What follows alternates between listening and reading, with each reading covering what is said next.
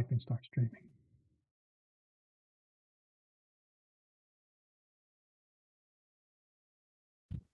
But now add some feedback on the mic.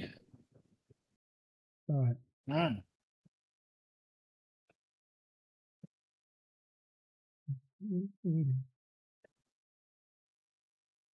I am not getting any feedback, but you are a little quiet. I am not getting any feedback, but you are a little quiet. I am not getting any feedback. Because he's not talking. Because I'm not talking. Talking. Yeah, I think the feedback was causing because I didn't. Yeah, I think the feedback was causing because I I don't think so. Yeah, I think the I don't get feedback feedback. was causing because I don't think so. Yeah, I think the I don't get feedback was feedback. causing because What was the old adage back when we were kids? You're ugly and your mama dresses you funny. Yep. All right. Let me see if I can get to do this here real quick.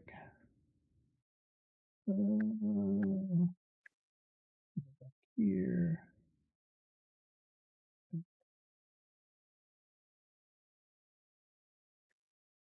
I'll be starting here in a second. I have to. Why is this not letting me? Yeah, I'm not getting a Twitch feed. No, There it it's is. up. I had to I'm refresh. I'm trying to get to the videos and stuff, but it's not letting me go to where my videos are so that I can. I guess I just have to wait till later. Oh well.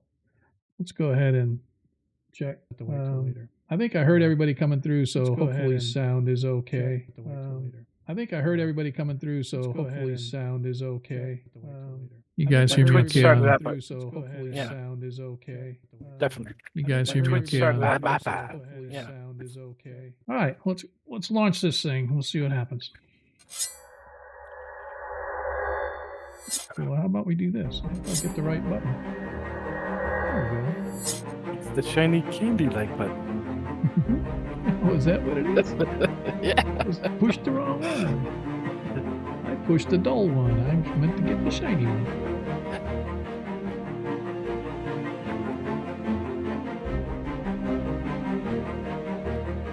Looks like all we're just missing is Modred out on the screen.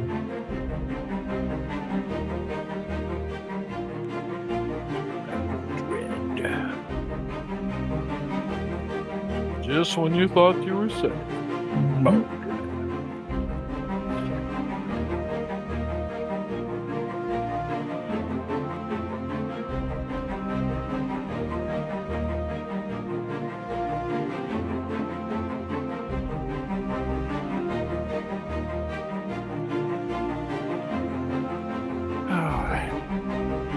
Oh, Dogga 2, what are you doing back there? Hiding behind the number 4. I think that was a outfitter shop, wasn't it? Yeah. He's looking for scraps or something. I don't know. You better stay away from my chickens.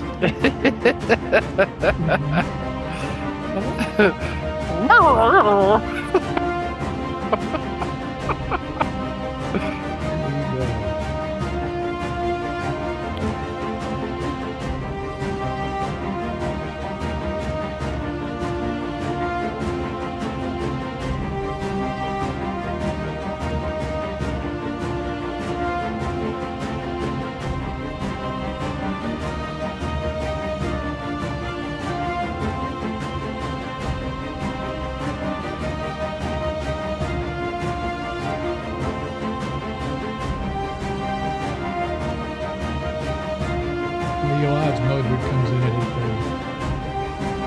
8:30. You're probably right.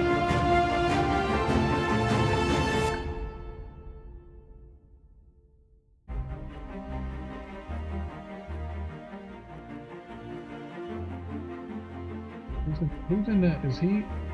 Who's in the Philippines? Is that him or is that you guys? I thought it was him. Yeah, it must be him. I'll bet you. I'll lay you odds 10-1 that he's Yep. like, oh shit. Yeah, same thing I went through. Yep. That's okay. We'll just futz around for half an hour or an hour. That's luckily I have a wife to remind me. She's like, you know, the U.S. went through a time change, right? And I was like, oh shit. Yepper. This is why I say keep an eye on the Discord. Hello, everybody. Welcome to tonight's episode. I am Sean, your host, and we are Shiza Cinema. It's just getting started.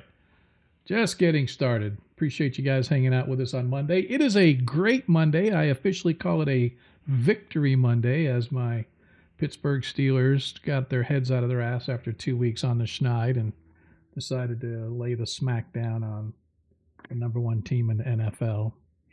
But that's okay.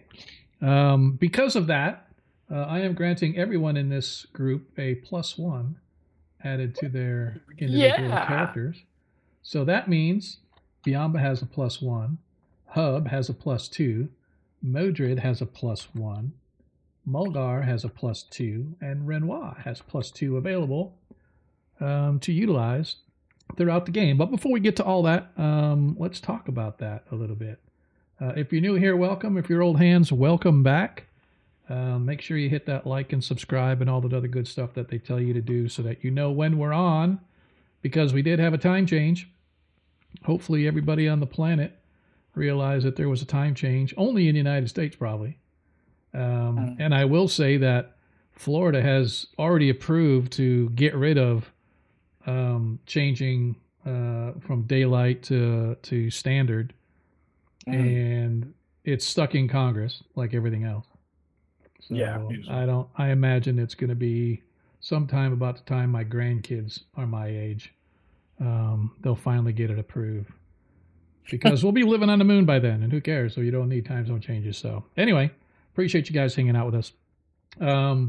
Like I said, if you're new here, definitely welcome. Don't forget, as you watch the stream, you earn those Twitch tokens. You can trade those tokens in on this channel for natural ones and natural 20s. They are only good for the stream that you donate them on, so I encourage you to, if you can, get them in early. Typically, I don't allow them to carry over from stream to stream, although last stream, there was really no big opportunity for players to use the nat 20s that got dropped on them, so I am carrying them over from last stream. So as of right now, everybody has a nat 20. Everyone, myself included.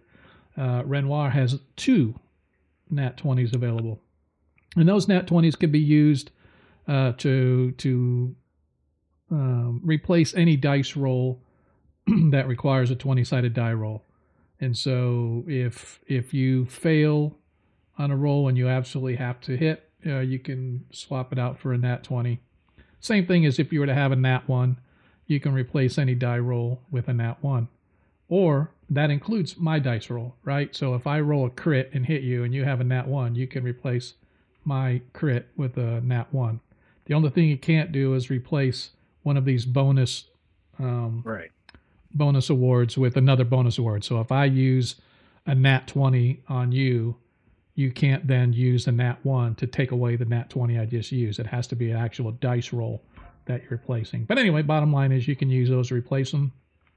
And last week, Monkey was very generous. Monkey and one other person, I forget who it was. I apologize. I just know Monkey really well, so I knew he did a bunch of them.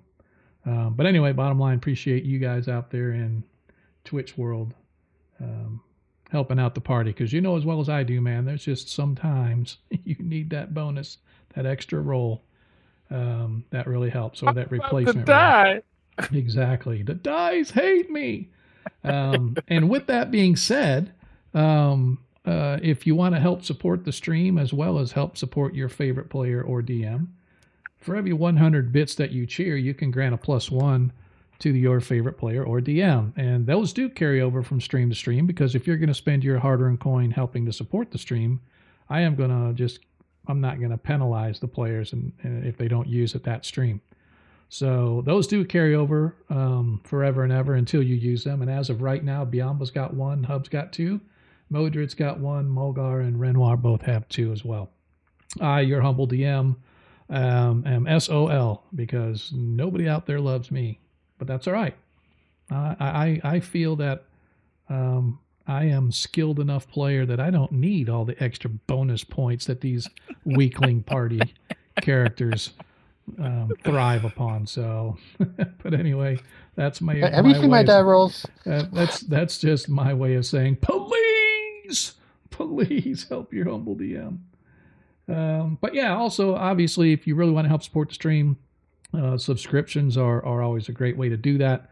Every penny that you guys put into the stream goes right back into it in some way, shape, or form. I don't spend it on any outside stuff at all. If it's not stream related, it doesn't. It just sits in my account and waits for it. And so we've had some very generous donations in the past. We've had folks that come in and definitely provide us some love. So we definitely appreciate that. But regardless, man, that's not why I'm here. It's not that I spend a whole bunch of money on this to keep it going. We just out here having fun. So anyway, last but not least, if you are a Greyhawk fan like we are Greyhawk fans, please, I encourage you to go check out the Greyhawk Creatives team page. Hey, appreciate the follow. Very, very nice. Not sure. It's weird because usually, you know what? I'll bet you I don't have it on this particular form. So in my OBS studio, I have this little alert thing that comes up, and every time some event happens, whatever that event may be, it pops up on the screen. And give me just a second. I am being semi-interrupted. I'll be right back. Hang on.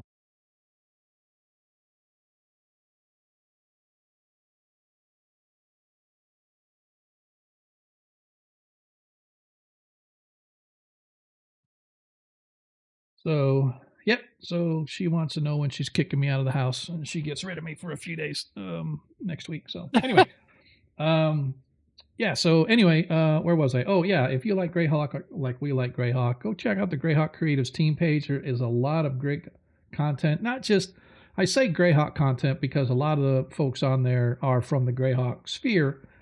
But it's just general old school D&D stuff, man. And you know, got painters like Mike Disney. You got Lord Kazumba, who's been running his game for go on 45 years now. So a lot of really cool folks out. Anna Meyer, if you like Anna Meyer's maps, she's out there and stuff. So a lot of really, really fantastic content out there. I encourage you guys to go check it out. And if you can't remember all that, exclamation point socials. As I said before, exclamation point socials will get you all of our links. You can check us out on the Discord if you want to pop in. We're not super overly active or whatever. We just chit chat now and then about stuff. We won't flood your inbox with a bunch of notifications or anything like. My wife asked me because I'm on a bunch of different Discord servers, and so I get the sound notification on a lot of them. And for some, I don't know if it's how Discord the app works. But all of a sudden, my phone will sound literally like, I'm like, Jesus, what the hell? It's like every notification for the past 6 months comes across at one time, I guess. I don't know what they do, but it'd be like, badoop, badoop, badoop, badoop, badoop, badoop, badoop, badoop. I'm like, oh my God, how many people are posting at the same time? But I'm wondering if they just sort of pool them all and then send them out as a blast. But anyway, that's neither here nor there. That's my problem, not yours. I want to welcome you guys tonight. As we talk about our party. Right now we are missing Modred. And as I said when we jumped on, and this actually happened, almost happened to Bowman here, our very own cleric Renoir. He is in a spot where they don't do the time zone things, and he's obviously not in the States per se. I don't think you are. You're kind of like, are you on the Mexico side or? Anyway, wherever you are in the Baja region or wherever you're at, fact it is that if you don't know about the time zone, you're not thinking about the time zone change because it doesn't affect you. And so Modred, I believe, is in the Philippines. And so I have no doubt in my mind that he didn't realize that he knows today we're playing, but he didn't realize that the time zone change. And so it's going to be an hour different from him, an hour later. So, be that as it may, we're going to press on smartly until he catches up with us. But let's talk about where we've been. Our party, if you were with us last session, they were in the dungeons beneath the cairn. They entered in a tomb known as a Whispering Cairn. It's an old, well-known burial cairn in the hills outside of Diamond Lake, where they're based out of. And this cairn used to be, or is, a place where children, I mean, it's so well known and it's so like considered quote unquote safe because It's been plundered. No, nothing's been left in there that people knew of.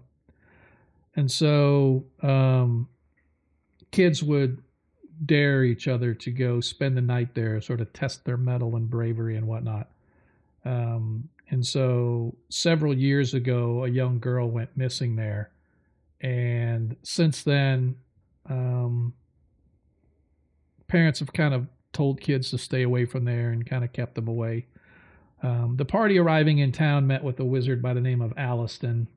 He's kind of like the local sage, kind of a big wig in town as far as in the upper chain of folks that live in this town. Well respected, well known, etc. And he hired them to go check out the Whispering Cairn just because he's trying to write a book on cairns, and he wanted to see if they could find any more information on the place. And at the same time, they were going to go looking for any hints or clues as to what happened to this missing girl several years ago. So they've been investigating this cairn. I encourage you to go watch the first 6 VODs to kind of catch up on everything that has happened. But bottom line is they found a little bit about what happened to the girl, but they've also discovered that beneath the main level of the cairn, there are sub levels, and so they've discovered a couple different sub levels or different zones of a sub level. It seems that the 2 sub levels are on the same level, but they're not connected. So they had to go down one, come back up, go over, and go down to the other. So they've been investigating and exploring, and they've found some critter crawlies and stuff like that, and got themselves a little bit of treasure. But when last we met, they had been investigating the sub level, and the point that they got to, the stairs had gone down into the water, and the chamber that they were looking at was probably flooded almost halfway up. So the ceiling's like, almost 20 feet tall. So you're talking anywhere from 6 to 10 feet of water. They're not really sure. They never went down into it. So Nicodemus, who was the familiar of our very own Modred, was sent. Thanks for that, Bowman. He's in California zone, the Baja California. So he's out there doom bugging on the hills during the day while we're all working. Modred sent his familiar Nicodemus, the pseudo dragon, to kind of swoop out over the water and kind of investigate it. And poor Nicodemus never even saw it coming, as the water, seemingly of its own volition, formed this massive sort of a pummeling pseudopod, if you will, and come blasting out of the water, struck Nicodemus and essentially blasted him into nothingness. It took down Modred, relatively speaking. It took away a lot of his hit points, and he was very close to dying because of it. And so the party elected to back off, get him some time to heal, and then decided to beat feet back for Diamond Lake to try to turn in, or at least get with Alliston, turn in the things that they found, maybe try to get some information, showed him the different ruins that they had found down there, so that he can maybe do some research.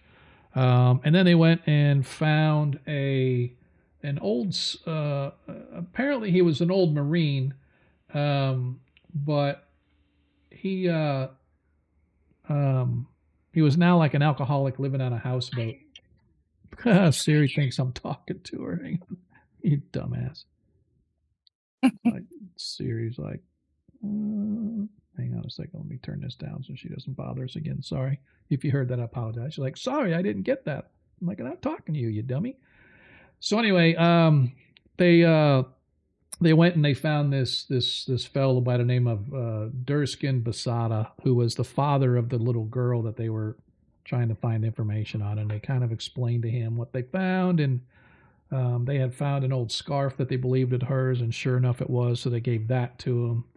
And so having completed that deed, they went and they rested for the night, and the next day they spent, for the most part, the day shopping, talking to folks, replenishing their supplies and whatnot.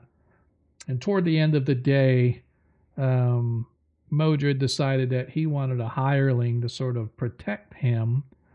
And so I believe it was Alliston who kind of recommended to them, if not somebody in town they were talking to, recommended that he go find this old retired Marine who had fought in the wars and whatnot. And turns out it was our very own Durskin Basada, the drunken fool on the houseboat.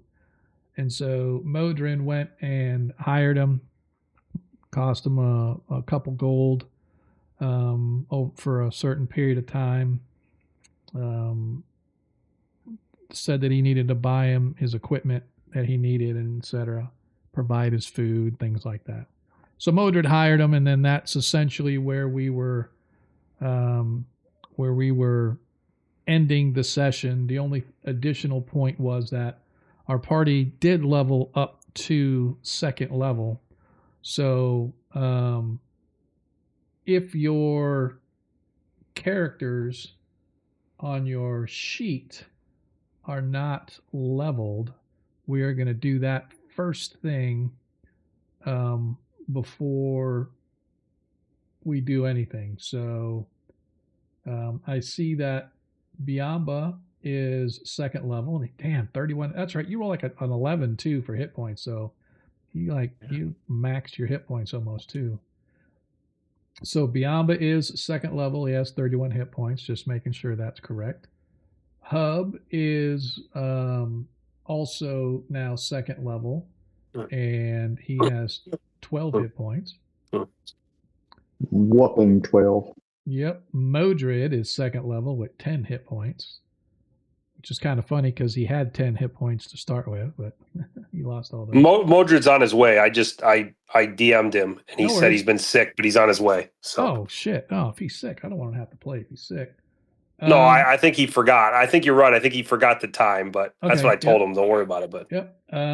So I am showing Mulgar. His max is 23, but it says he's only got 22. So we need to make sure we max you. Try to get this shit to work again. Yeah. So your max is 23. I want to make sure everybody's at their max before we. And let's see. Renoir is 2nd level as well, so he's at 18. And a Vixen Mace. Woohoo! Yep. And the cat is named Sebastian now, as the new familiar as Modred recast. So that's everybody.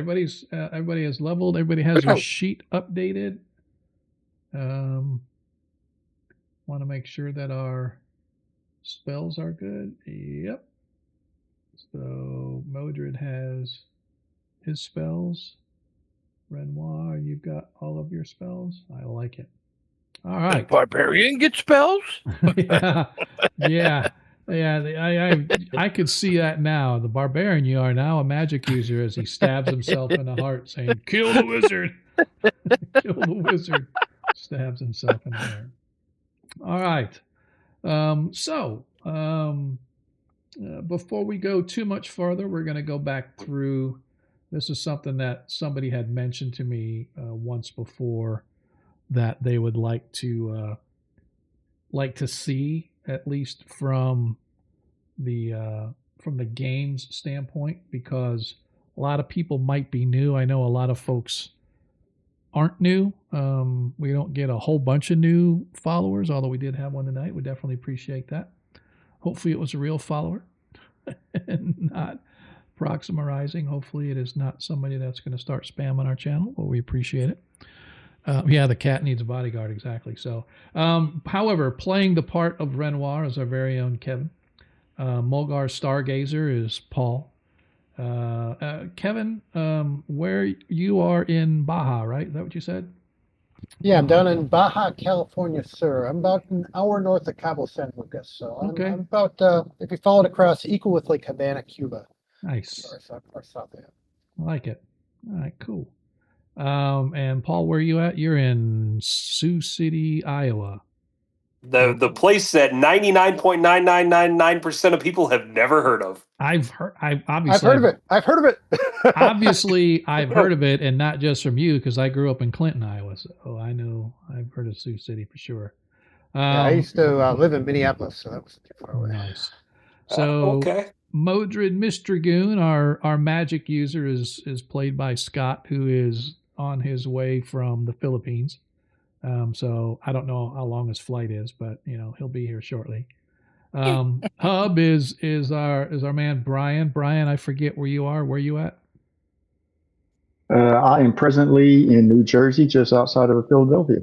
Nice. So you're up there with the evil people. I'm a big Pittsburgh fan, so we don't talk about Philly. And then of course, Agerson, Biamba. He always tells me where he's from, but I always forget. So where are you from? Tampa, bro. Tampa. I knew that. And see, and he's like right next door. I should be over at his place. We're gonna start doing it from your house, man. I'm gonna start bringing my gear over to your house and we'll start streaming from your house. So, and I'll let you roll. I'll let you roll real dice. You can roll real dice.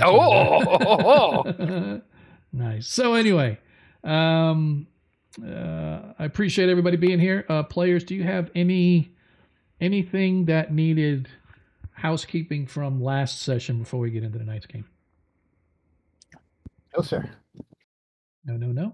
All right. With that, let us move ourselves over to tonight's episode. Episode 7, session 7. Technically Network. 8 because we're 0 based in this game. For those that know, you know. If you don't know, you don't know. Hey, monkeys out the house. Monkey. No, nobody's from Cucamonga. Nobody's from Cucamonga, monkey. So, all right. Anyway, appreciate you guys. Let's roll into tonight's episode 7 of Age of Worms as we continue. Players, you. Anybody else seeing a network error? Did No. you get? No, sir. Did you get it on Forge? No, on Twitch. So I'm no. going to. It might be my VPN. Yeah. VPN. Oh yeah. VPN is no bueno sometimes. That'll tie you up when it comes to some of this stuff. So anyway, players, party members, as you guys have finished up, I should have had you guys, because it took you the entirety of the day to sort of complete your shopping. And I'm going to have everybody gathering once again at the Area 21, which is the inn that you guys are staying in, the Abel Carter Coach House. You all have finished your shopping yesterday, did whatever it was that you needed to do, and now find yourselves on the, I need to move the calendar, but on the 6th day of the month of readying in the common year 585. Let me update my calendar here. You guys awaken in the early morning. Once again, it's the day is cold, and to make matters worse, as you awaken and you go down to have your breakfast, a light rain begins to fall. It is just at that temperature where a light rain can fall, but it's not quite sleet or freezing, but it is cold outside. The Shower time. Okay. Exactly. It's probably it's in the low 30s, but just above freezing. As you go down to have your breakfast. What are our plans for today? What do we want to sort of accomplish this? Well, what do we have to do? I want to try my chicken trick, so I'm ready to go back to the Cairns, but did we have to go talk to the mage again, or are we good? I'd also like to go back. Go ahead. Go ahead, sir. Yeah, I was going to say, I agree. I think we should go back to the Cairns, unless we need to talk to the mage. That seems like the next way. I'd like to find some way to get across that water-filled room and certainly get some revenge for our poor dragon. Yeah, The other thing I was going to mention is that you guys had given. IS quest for information. Yeah, you had given him like the sigils and signs and stuff like that, and asked him to see if he could do any research into any of that to give you guys any kind of an idea what the symbols meant, or based on Modred and his sort of reasoning that they were individual sigils, but you're not really sure what that means. And so it was one of those things where you're not sure how long it's going to take. You've also got a little bit of time before your crossbow bolts and stuff are returned to you, or your arrows, whichever. I forget if you're a crossbow or longbow or shortbow, whatever. Longbow, yeah. Yeah, so your bows that you guys had requested with silver tips, etc. Well, I got enough arrows. We can go now and we can come back. I would just soon, before these chickens die, then I got to buy more chickens. I'd just soon go to the Cairns, try to see if we can get the elemental to lure them, to hit them with stuff. If that doesn't work, we come up with another plan. Okay. I don't know what Wait, thoughts. we're not Anybody? eating the chickens? I thought we were eating those chickens. I was confused. So Yeah, actually, I'm going to put it in the water. If you want to go in the water and get them and eat them, you go right ahead. I won't stop you. It might be Great. worth just stopping Boiled at the mage and just ask them about the water elemental if he knows Okay. any weaknesses it might have, just on the way out of town. Because it's kind of on the way out of town. We can just stop by and say, Yeah. hey, Let's got do this it. thing, and we can describe it, see if he knows what it is, and maybe how to defeat it. It's a good idea. sounds All good. right. So as you guys are getting ready to leave, well, while you're eating breakfast, a rather cleaned up looking Durskin Basada comes into the inn, into the common room while you guys are eating. And you can see that his eyes are bleary. He's wearing what looks to be an old, very beat up, worn set of studded leather armor. At his hip, you can see he has a blade, a bastard sword of some sort. He has a kind of like a bandolier, but it's only one side. It's not like a cross bandolier. It's just a single one with a knife or a dagger kind of stuck into it there. And then sticking out from his back, he's got a small pack on his back, is a spear. As he sort of comes in, looks around and sees you all sitting at your table, and he approaches. All right. I'm ready to go. And that's all he says. Excellent. I assume kinda- Modred told us what happened. I would assume that he let you know that he went and he spoke with Durskin, agreed to pay him a fee, also agreed to pay for any equipment that he might need.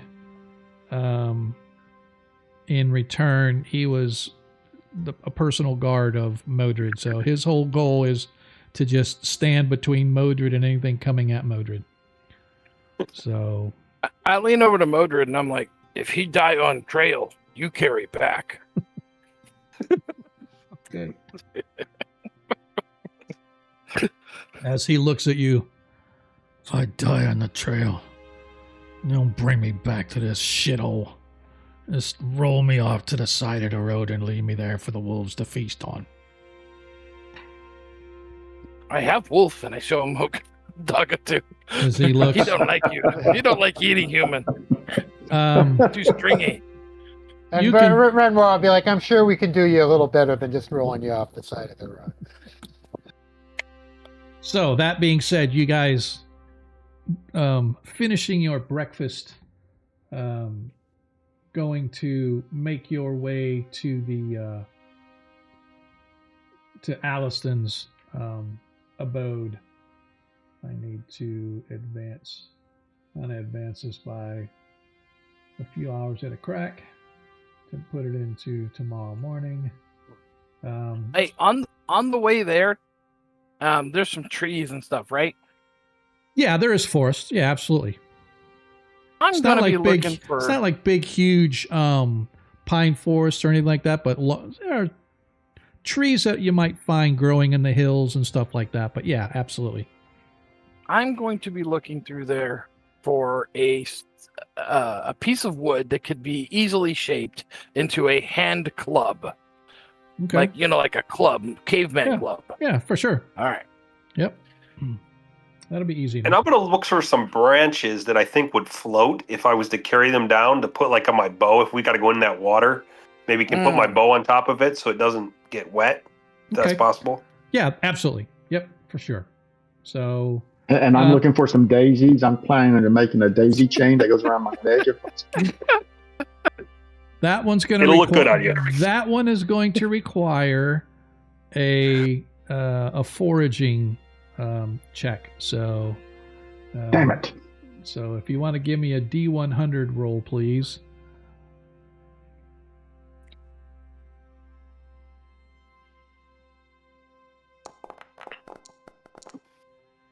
So I am going to say that you managed to find several daisies that are enough to form a small, almost like a lei going around your neck.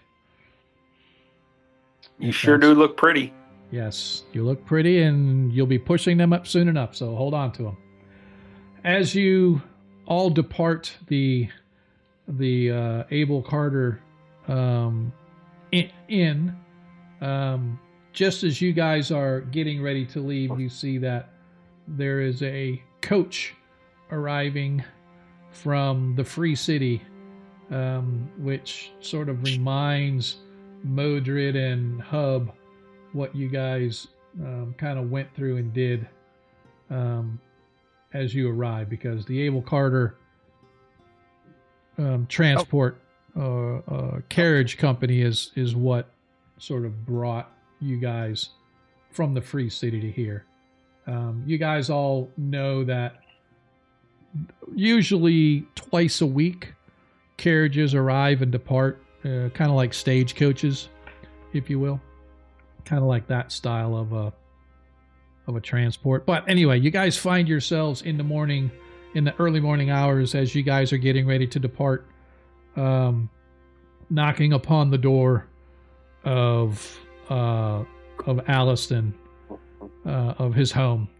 A brief wait, and as before, this shadowy figure opens the door and steps out of the way as the unseen servant grants you access to the interior of Alliston's home. Inside, you can see him in his study. As the door closes behind you,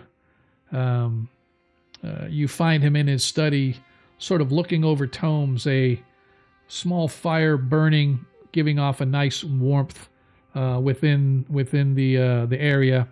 You can see that there are papers and books and everything open everywhere. His eyes look bloodshot, as if he hasn't gotten much sleep, and sitting before him is a steaming mug of what you can only assume to be coffee or something stronger, as he very loudly takes a sip, puts it down. Gentlemen, good day to you.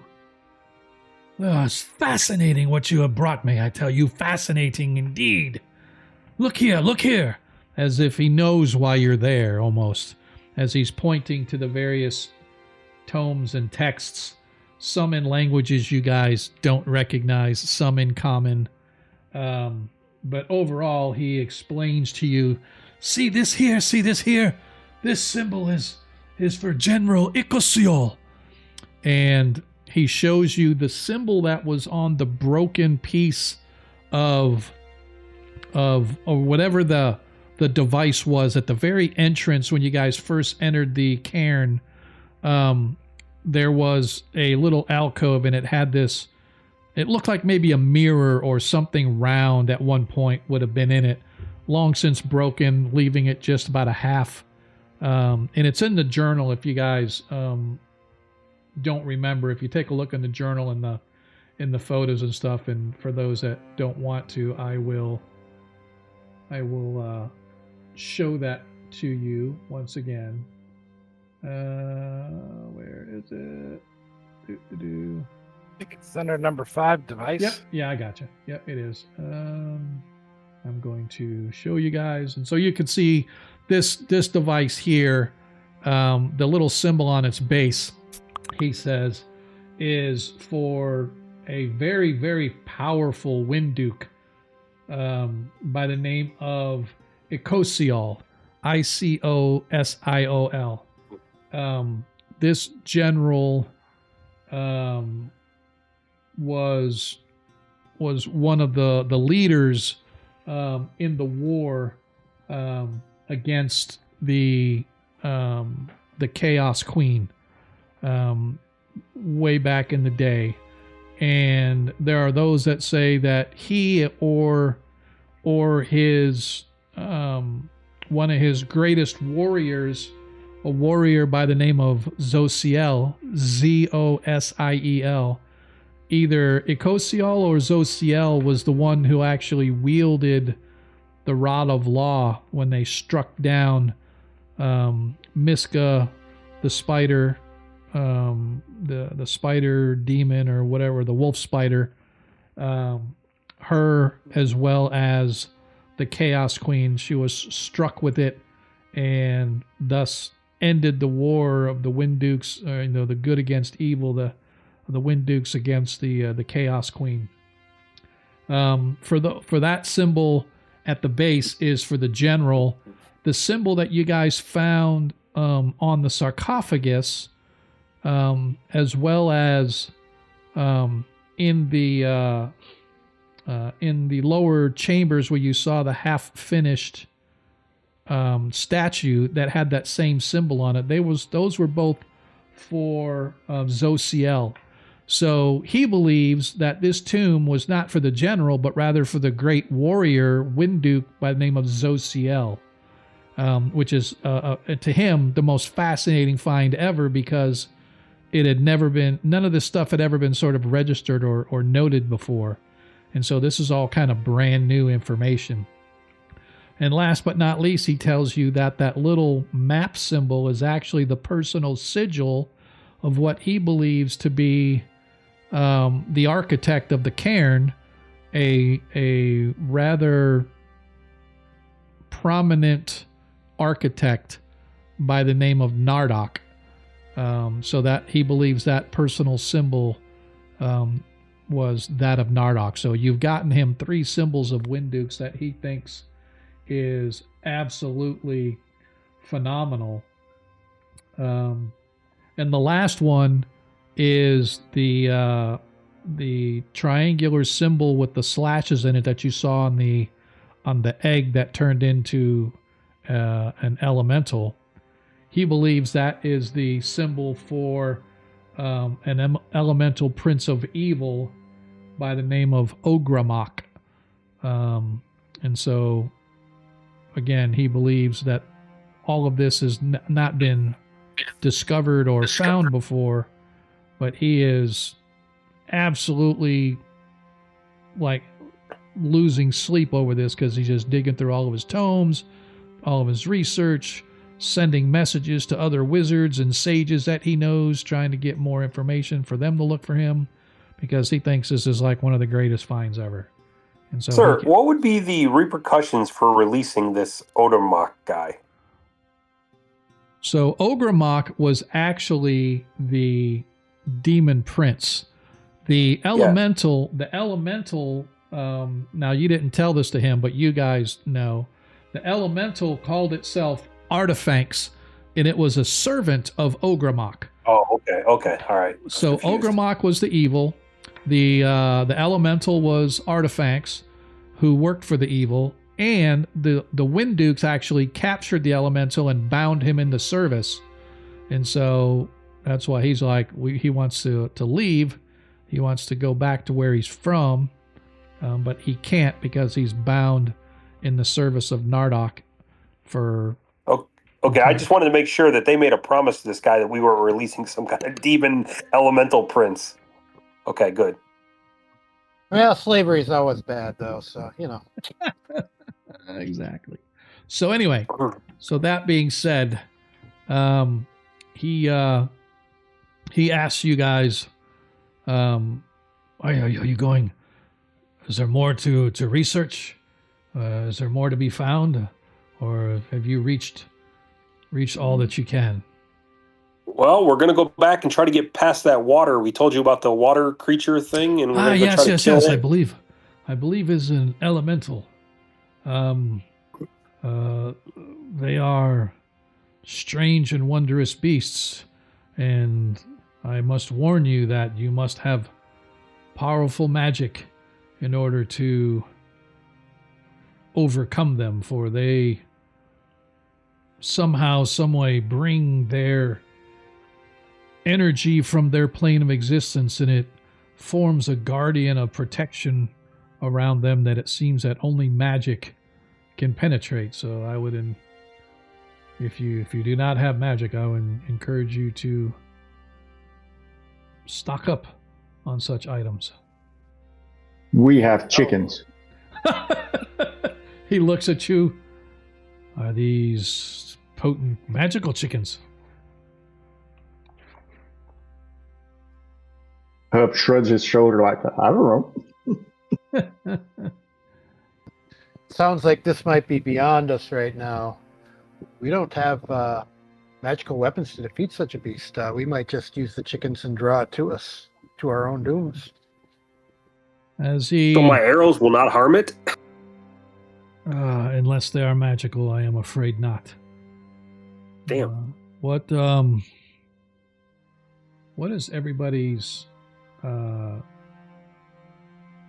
what's your charisma modifier? If everybody would please let me know what your loyalty base and reaction modifier is. 0 and 0 for Mulgar. 0 and 0. -5 for loyalty. Like it. So that's reaction adjustment, is that correct? Yes, loyalty base and reaction adjustment. Oh, sorry. Loyalty base is 20. Reaction adjustment is 25 for Hub. All right, Holy so buckets. so Hub is a sweet talking little smoothie that looks like a little kid, so he gets away with all the bullshit. So I would like then for Hub to please give me a reaction roll, please. So just click on a reaction adjustment. It should roll a D100, and it should add your reaction adjustment too. I believe it will. If it doesn't, just roll a D100 for me, if you would. It doesn't appear to be doing reaction adjustment, so I'm going to do the D100 now. Okay. Bye.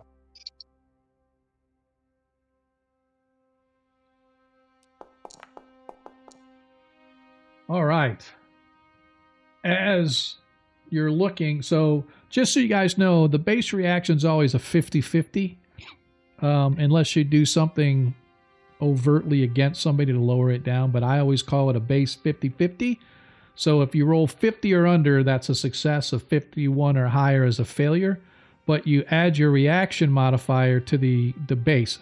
So in this case, Hub's base was 50 plus 25. So his base would have been 75. So 75 or lower is a success. 76 and above is a failure. So in this case, he succeeded. As Alliston sort of looks about the party, I did not realize you were such novices at this. Perhaps it was too much to ask of you to go to this cairn to explore its depths. Perhaps there was some easier task I might, but, well, you managed to return this to me, so it is the least I can do to aid you in finishing at least this exploration. And he leaves you for a second, and he goes pushing things. He goes, okay, it's, here. And he pulls out what appears to be some sort of a long, thin crate. It's probably about 5 feet long, 6 feet long, not even a foot wide or so, and it's got clasp hinges on it.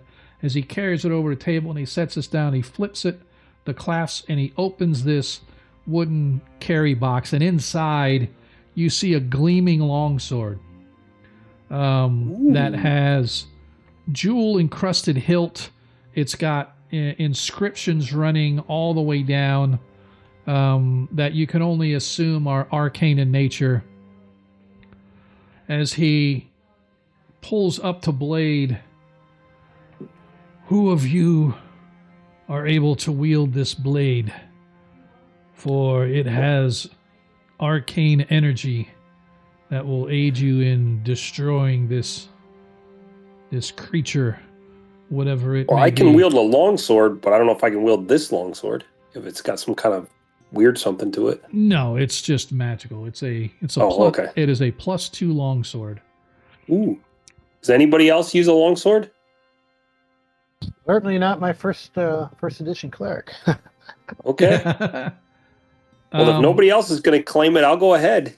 He tells you that you can take this, but he expects it back when you return.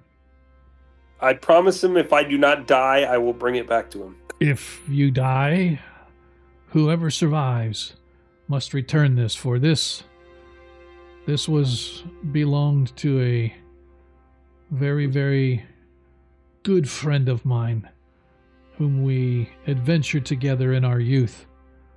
And when he ultimately succumbed to his illness of age, his daughter gifted this to me in his remembrance. And so I will grant you its use, but I do expect it.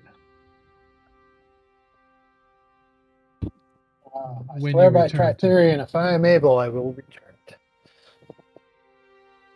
So,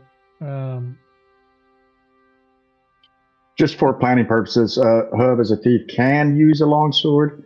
Obviously, he's not the fighter, but if we get in a bind and we just need somebody that has proficiency. No, I don't. I don't it. think you can. I don't think a halfling can use a longsword. Oh, that's a good point. I forgot. I think you got to be 5 foot tall to use a longsword. Is that longbow? Maybe I'm confusing the two. I might be confusing the two. Sorry, maybe you I can believe use it. if I climb on Biamba's back, I think I can use it then. yes. No, I thought, but it might be a bow. I think I'm getting confused. I think one of them you have to be 5 foot tall to wield, but that might be the bow. I'll take a look. I forgot about that. That's a good point. Yeah, no, I'm probably wrong. I think I got that mixed up. All right, so I am going to drop this onto your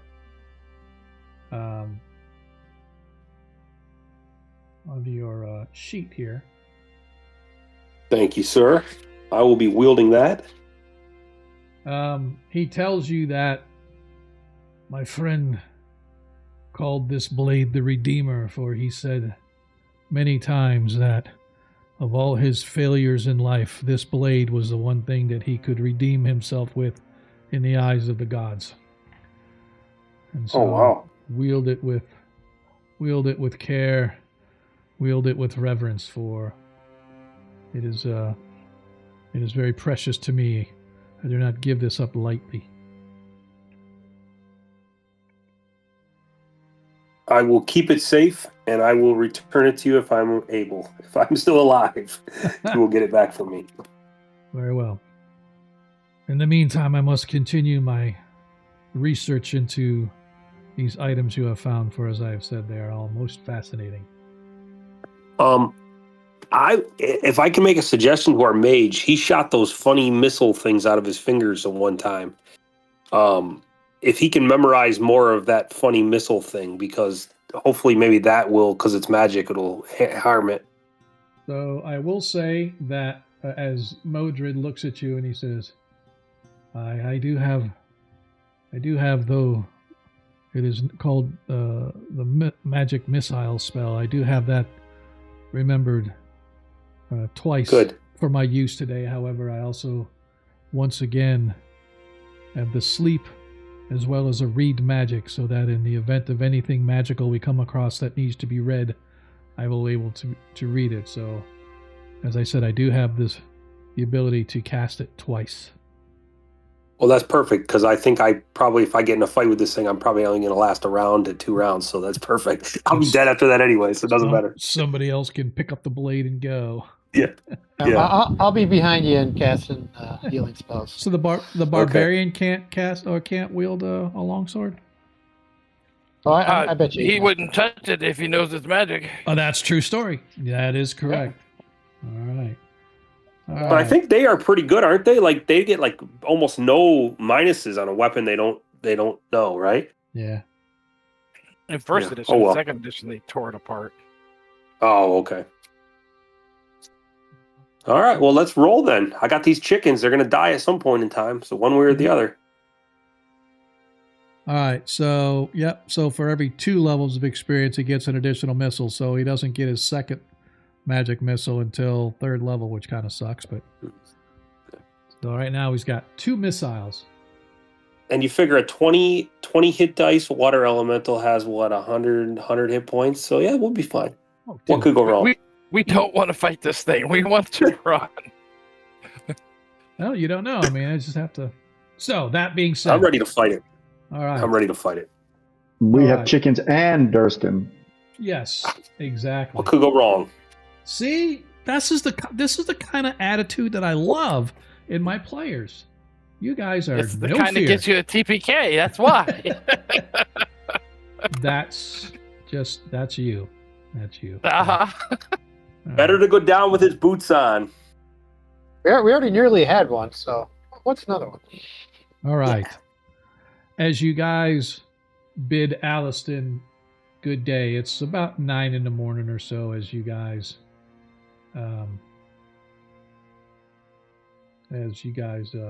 get ready to head out and move your way outside of town. I am still going to require, even though you guys know the relative path onto where you are going, I am still going to require the check from the barbarian or the ranger, whichever it is, for you guys to track to get yourselves back to the cairn.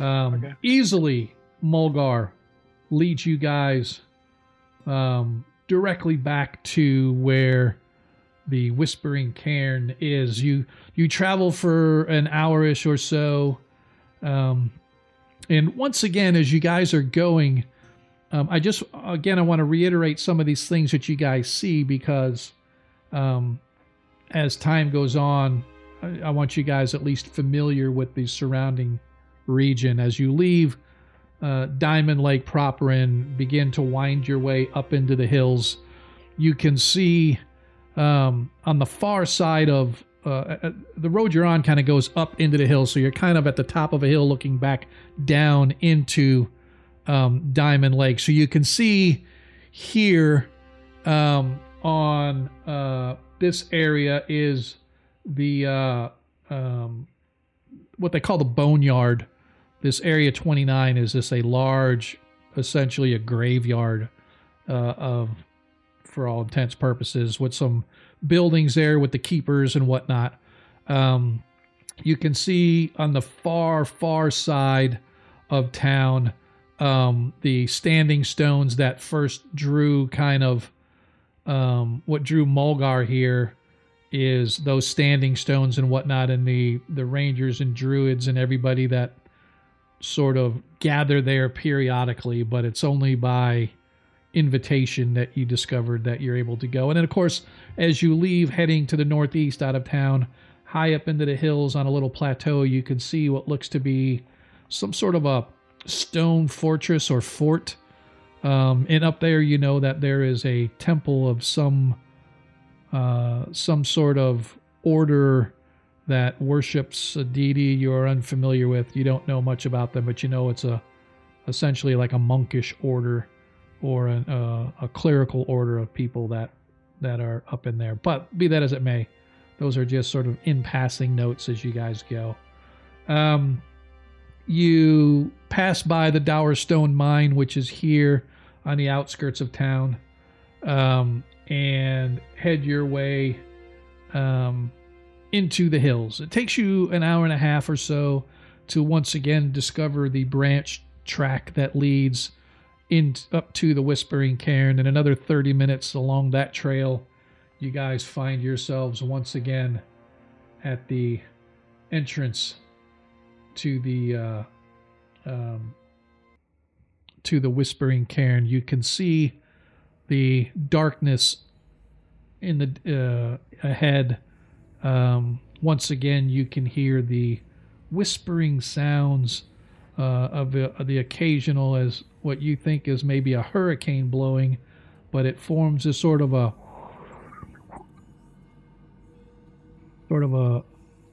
deep, throaty, whispering sound as you guys go to move. Let me drop my man on here. Master the bear. Hey Ash, what's up, my brother? How you doing, man? Appreciate you. Oh, hi, everybody. I like it. All right. So, as you guys enter into the cairn, moving your way, I will move Modred and the other guys. Was I able to find a cool club-looking thing? Oh, yeah. You can assume that you found what you needed wood-wise. That is not very, very difficult to attain. Renoir, are you able to move your token, or are you just not up with us?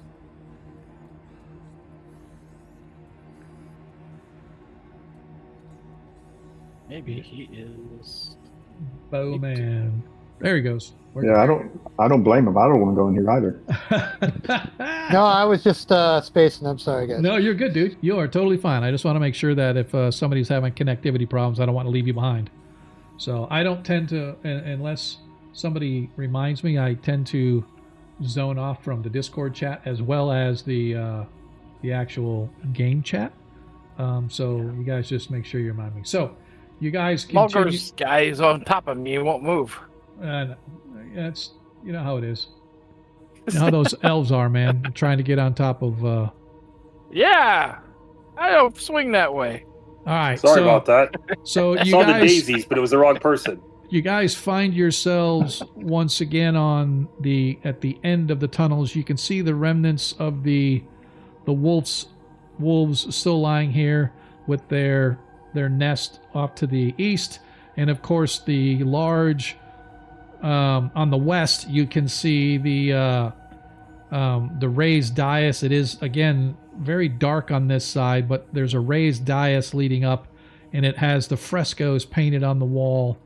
And just for reiteration, you see they go in order of red, orange, yellow, green, blue, indigo, and then violet. So that's kind of the order that you guys see them. But at the end of this, you see the burned out webs of the tunnel. And as you guys step into, once again, you can see this sloping tunnel of burned out spider webs leading down into the chamber with the sarcophagus. Now, if you guys don't mind, I'll go down that tunnel first. But what I'm thinking is, if somebody bought extra rope, if somebody ties a rope to me, and if I start to fall, you guys catch me, and then I'll secure it, and then everybody else comes down, if that's all right. Sounds like a plan. In case there's beetles down there, you guys pull me up quickly. Everybody give me a wisdom check, please. Oh, no.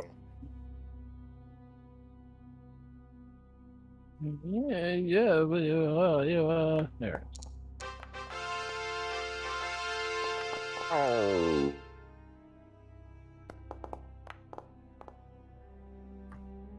I don't know. Somebody hit my dice. Yeah, exactly. Well, so just so you know, that's for effect only. Whatever your dice rolls, if somebody rolls something into it, it will remember what you actually rolled. Ah. So since Well, I failed then. Yep. So he's not here yet. So I will roll for the mage. All right. So who are we missing? Let's see. We got Renoir, got Mulgar, got Hub, Modred, and Biamba.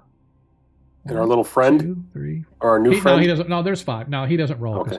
So as you guys come in, you all realize that the sarcophagus, when you left, was pointed at the the yellow tunnel, this northwestern tunnel.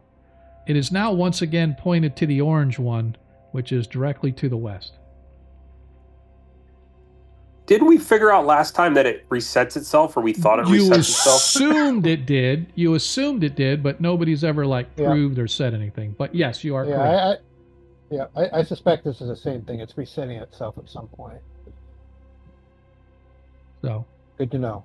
Good to know. Yep. So as you guys walk into the green, or where the green lantern used to be, the green lantern is now actually hanging down in the southwestern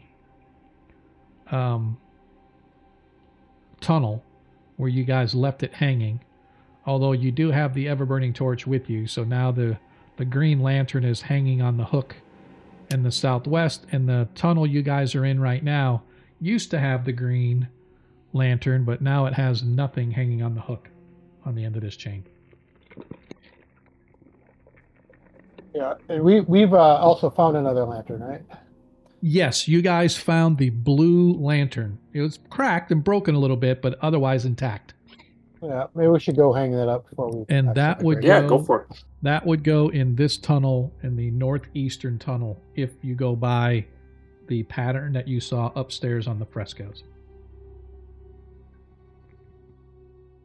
I'll go over there and try to Okay. do it. If it was a strength check last time? No, you don't need anything now. It's just a matter of hanging it, because previously, so if you had to, yeah, so it's low enough that you can reach up and hang it.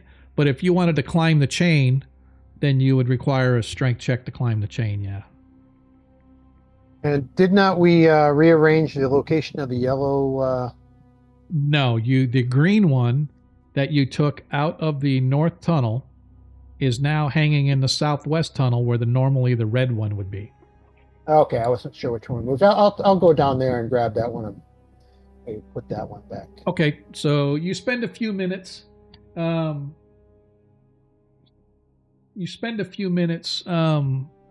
the blue lantern, and it hangs. It doesn't do anything. It just hangs there unlit. Going down, you grab a hold of the green one that was hanging in this previously empty hallway and grab it, bringing it back to the north. I am going to need, however, a dexterity check, because the floor is collapsed in about a 5-foot circle. And so now you can't stand right underneath the hook. Now it's going to require a little bit of dexterity to get the chain, move it to a point where you might be able to put the lantern on it, and then release it.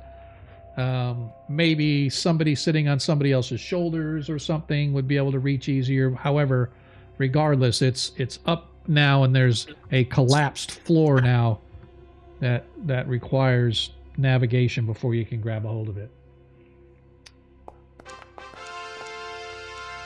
So that was close. Yep. So Renoir, you managed to sort of brace yourself and reach out, and you grab it, and you're able to lift up and just hook it on. And as you let it swing, you sort of arms start flapping as you're facing a face plant of about 60 feet down, but you manage to catch yourself and step back. And now you see this swinging, unlit green lantern on the chain hanging above this collapsed floor. And looking down, you can see not much has changed. It's still a jagged, collapsed tunnel that goes vertically down. And you remember it was about 60 feet down based on the rope usage that you used before. And we still have the rope tied to it, right? We still have the rope tied to the chain, or did we take that You back? know something? To be honest, I don't recall, so we can say you left it there for brevity's Okay. sake. That's fine with me. If that's easy. Okay. Yeah. I don't remember you guys saying that you grabbed it on the way out, so I'm going to assume we'll just say it's there. All right. Well, I'm going to tie some rope to around my waist. I'm going to give one end to Bayamba, and I'm going to start climbing down. All right. Go ahead and give me a strength check, please. Oh, strength check? Okay. Yeah. All right. It was a strength to climb down. I am going to give you a 4-point bonus on this because Biamba's holding the rope for you. Okay, so I do -4 then, right? Just, or plus no, 4? Just do 4 because it should automatically take 4 off, but I don't know for sure. We'll see. Regardless of what happens, we'll just calculate it to see whether or not. Okay, I just did with nothing then, but I should move. Yeah. Oh yeah, you're well in. Yep. Okay. So. All right, I'll be right back. Okay, he's gone now. That means he fell.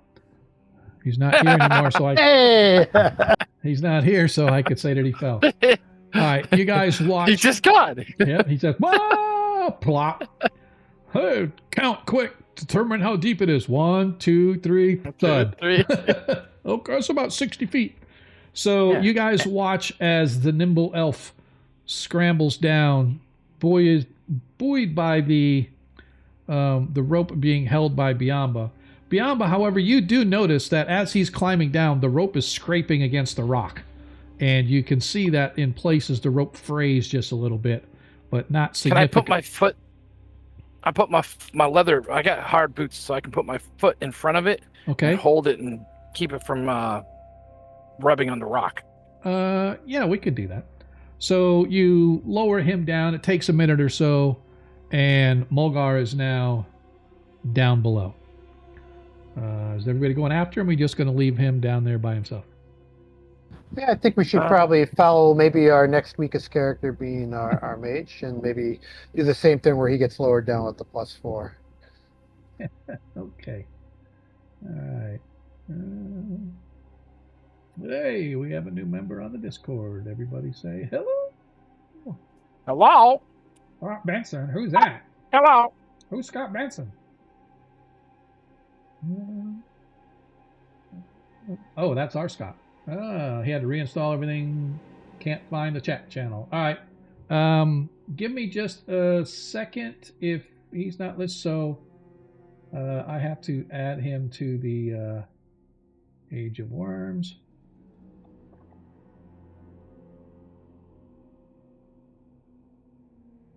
All right. So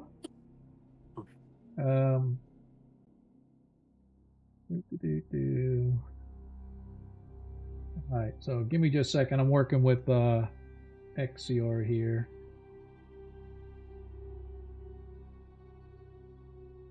I want to say this just kind of up front with you guys. There should be no reason if you guys are sick that you feel obligated that you have to come play. I can NPC you. You can ask anybody. My rule is if 2 players are going to be out, I don't play because I don't like to play like people's characters for them. I don't mind playing one, but I don't like to do more than that. So that's just kind of a general rule.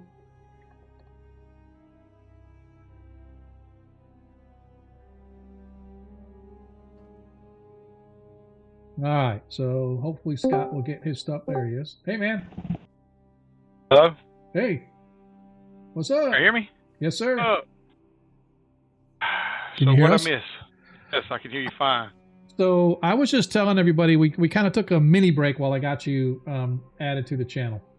And so I don't know, your other Discord name didn't work or whatever. My Chrome got corrupted. I had to transfer everything to Microsoft Excel. I mean, Edge? no, the dang Firefox, whatever it is. Yeah, Edge. Edge, yeah. No worries. So I was My wife did it all. I didn't do anything. Good for her. See, there you go, man. That's why you have to get a technical wife. All right, so I was just telling everybody, Scott, I should say Modred, if you guys are sick and you can't make a game, don't feel obligated that you have to play, right? If you just don't feel up to it, just let me know. Obviously, more heads up is better, but my rule is always 2 players can't make it, then normally we don't game because I don't like to run 2 characters. I don't mind running somebody for 1 session, right? But yeah, man, if you're under the weather and you don't feel like you can play, don't feel like you got to jump in and play. So we all thought it was because I you're can in. play. I just Yeah. go ahead. I was going to say, we all thought it was because you're in the Philippines. You forgot that we had a time zone change. So we started. No, I'm South Alabama. Oh, for some reason I was thinking you was in the PI.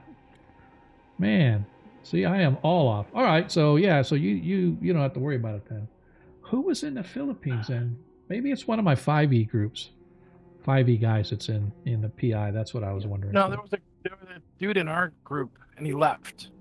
Uh, And he went to I think it was the PI. I thought it was Thailand actually, but okay. Well, I will say I think one of the players that I have in my 5e game is. Anyway, it doesn't really matter. We got everybody here. Modred, if you can play, you can play. So what you have missed is the party finished and went and finished their shopping. They all had a good night's rest. Everybody leveled. Your spells that you memorized still say sleep, 2 magic missiles, and a read magic. And I did not mess with that. I assume that's what you wanted to go with when you guys went back to this place. Yes. Y'all went back and talked to Alistan, and he explained what some of the symbols were that you guys found, at least 3 of them, and I will post those in the Discord. But essentially, there was a Winduke general, and one of his like most prominent soldiers were 2 of the symbols you guys found. The other one was a Winduke by the name of Nardok, and he was apparently a great engineer, so he assumes he's the one that built the cairn. But both the general and his top soldier, one of those 2 was the one that was wielding the Rod of Law when they struck down the Chaos Queen. So the Windukes were in a great battle, evil versus good essentially, and the Chaos Queen was sort of the queen of the evil forces, and her top general was Miska the Wolf Spider. And so the battles all came down, but the Rod of Law is what won the war and banished the evil away. And of course, the Rod of Law became the Rod of 7 Parts of Legend, as it was separated into multiple parts. But he didn't get that far into it. He just got into talking about the Rod of Law and the symbols. And then you guys asked him about the elemental, and he said if it's an actual elemental from the elemental plane, that they are only affected by items of magic. And so he warned you guys going back down that you better have some magic to wield against it. And when he found out y'all really didn't, he lent you a magic sword, and he's wanting that magic sword back. So as of right now, Mulgar is bearing the magic blade. You guys have returned to the cairn. You are now at the rope leading down into the lower level where the collapsed tunnel was. You took the blue lantern you found and hung it in the tunnel where the blue lantern was missing. You took the green lantern from where you had hung it and returned it to its proper spot in the green. So now all of the tunnels have their correct lanterns in them, except for the southwest tunnel has no lantern at all. It's missing the red one. So you guys have yet to return that. And so Mulgar has just descended into the depths, and that's when you popped in. So I see you're the barbarian. The barbarian is holding the rope to allow him to go down. So now we were deciding who's going next. We thought to send Sebastian down first, let him go down there and take a look at that water elemental, but we didn't know if you'd want to go through that again.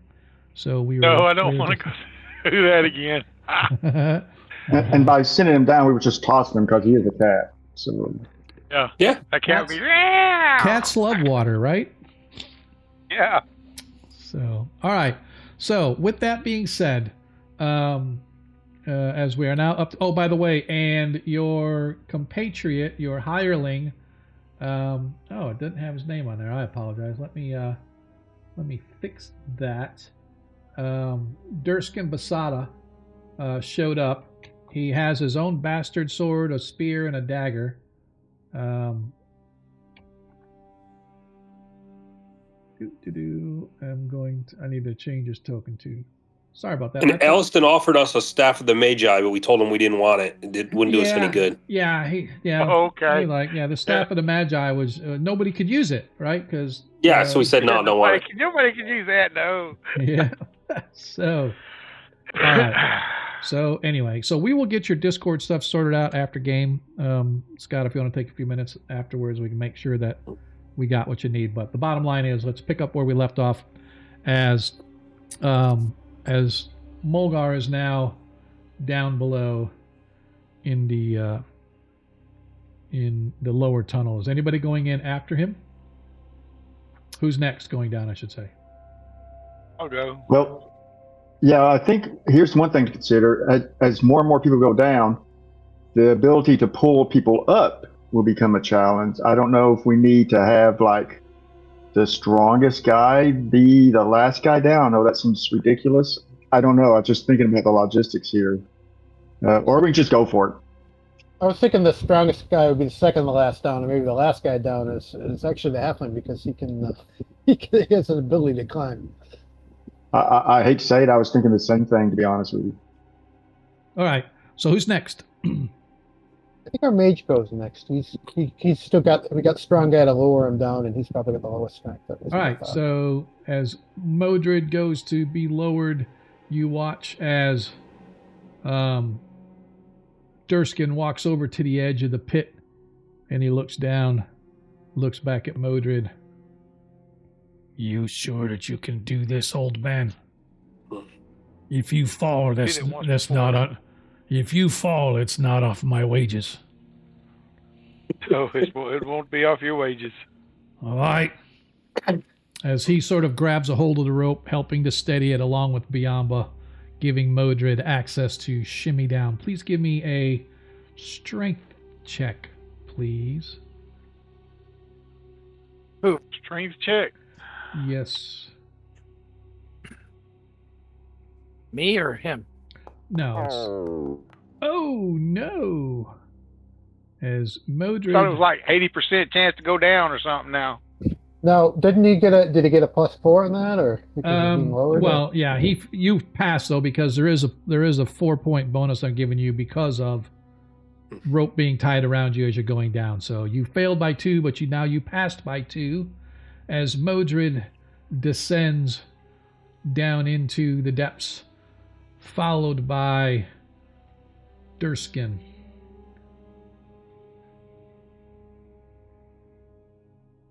Oh no! Whoa!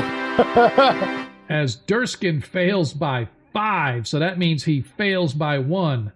Let me roll a d6. Oh no. As Durskin, he gets about halfway down, and he's like, ah! And something happens where he slips out of the knot that is wrapped around his waist. You hear him cry out, ah!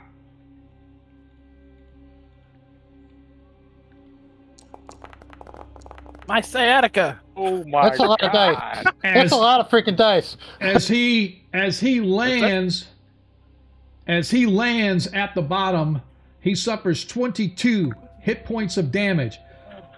Boom! He's like, ah! Ah! And I am going to roll a dice here. As he's like laying there for a bit. Ah! And you guys can look down and you see that his arm is crooked at a hideously bad angle. Mulgar, you and Modred look at him as you hear this sort of clattering sound, and you look up and you jump out of the way just as his body lands smack dab in the middle of the tunnel below, as he lands on his arm, and you hear the sickening crack as he's laying there.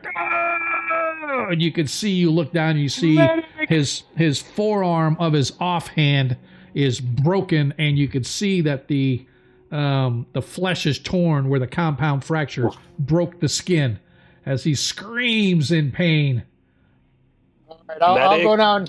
I'll go down next. Renwar in the hole. Actually, that actually left him. Let's see. Crud. He suffered 22. He had 34, leaves him 12. All right. As he I've got first aid, so I can give him that if you don't want to. Oh no, go down first. Oh, that's whomever. Who's next? Well, by the way, I should say to Modred and to Modred and Mulgar, you guys are down there. What do you want to do as you see him? Like, well, we don't know. I don't know first aid or anything. I'm going to try to help him. I'm at least going to try to sit him up and maybe give him some water or something. I don't know. As you move him out of the way so the others can begin to clamber down. Yeah. Who is next? Why don't I go next so I still get the +4 bonus because my strength isn't as high, and I can cast a spell on him, and then you can come down because my spell won't completely heal him. He's got a lot of damage. Yeah. Okay. All right. I'm gonna go up to the intersection, keep his back to the wall, and listen for those beetles to make sure they didn't Okay. look for noise. All right. All right, here we go.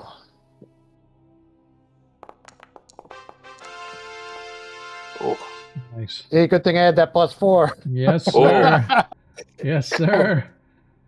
As you work your way down, Renoir, you get down to the bottom and you find sitting very pale,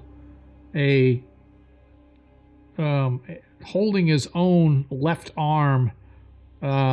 He's like, you could see like fading in and out of consciousness almost, as you could see the broken bone coming through his arm.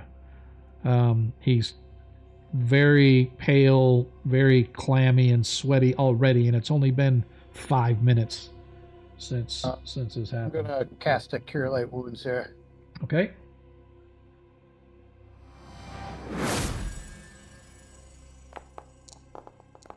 All right, re-roll. Wah wah wah. Just re-roll the die 8 because we re-roll ones. Just roll a regular die 8. Are you kidding me? How many times did we see that happen somewhere else? That somebody would roll a 1 on time. healing, and then instead we roll a 2. All right, who's going next, Biamba or Hub? So that too is enough to fix the compound fracture, right? It does not fix it, but it stops the bleeding and it dulls the pain a little bit. But he is still down 20 hit points. I can get it back into the socket, back knit it together, and then we can put a splint on it. Yep.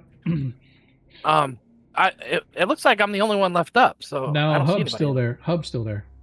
Yeah, I'm still up there. So I think he's there. So I think it is now Biamba's turn. So Biamba, give me your climbing check.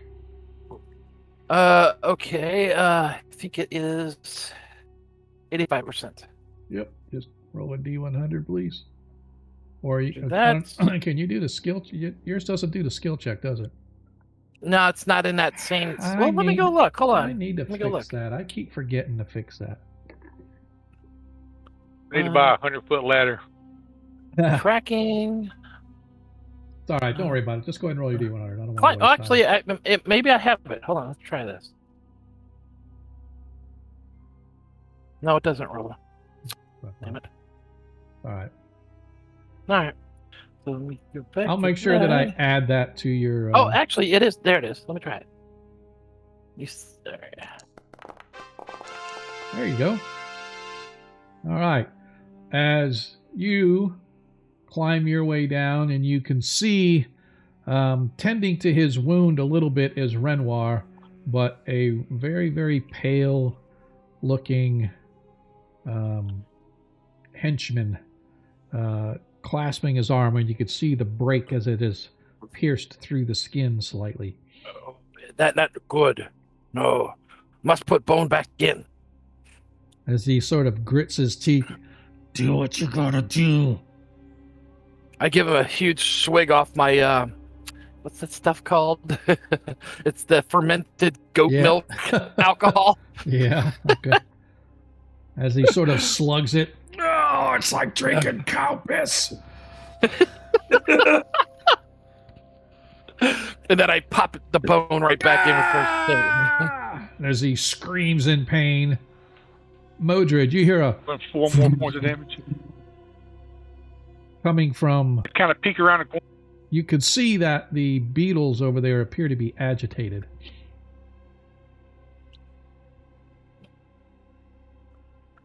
And last but not least, Hub. So I'm going to do a climb walls check. Is that correct? That is correct, sir.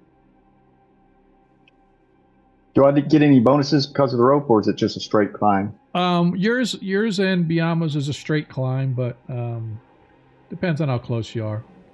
If you're way off, too bad. But if you're close, I'll tell I'll you give it what. to you. When I get fireball, I'm going to come back here and blow that room up.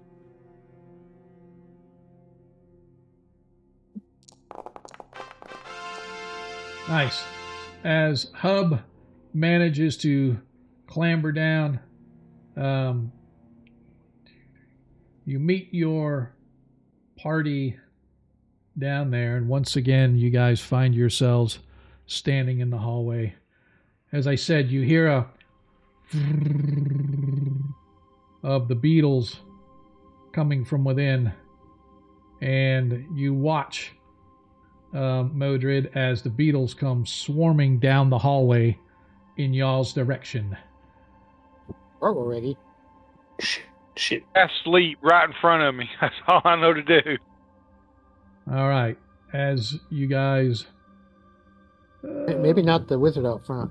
yeah. Yeah. Just throwing that out there. I'm not sure it matters with these things with this acid stuff. Damn it. Is that? It is. I need to add that. Oh, shit, it's sleep time. Yeah. Magic muscle. I'll prepare a thing of oil to throw it before they get to us, a big flaming thing of oil, Right. because we love ourselves burnt. I like All it. Everybody, don't forget you can roll initiative from your combat sheet or from your from your sheet under the combat. And let me turn this down a little bit. Are they far enough away so I can shoot the bow or not? Yes, they are. They are just coming out, and so you guys will get your. But everybody needs to roll initiative, please. I'm going to be using that new club I made, but I'm trying to figure out how to add it. I see that. It should be in combat. Maybe it's gear. Go to gear. Oh, darn it. It rolled automatically for him. That's why. Okay, that's fine. Biamba, just waiting on you. Yeah, I'm trying to add the new club. Oh, don't add it. Don't add it. I'll add it. Okay. So, sorry. Let me go in really quick. Give me a minute. Just club, right? Yeah, just standard wood club.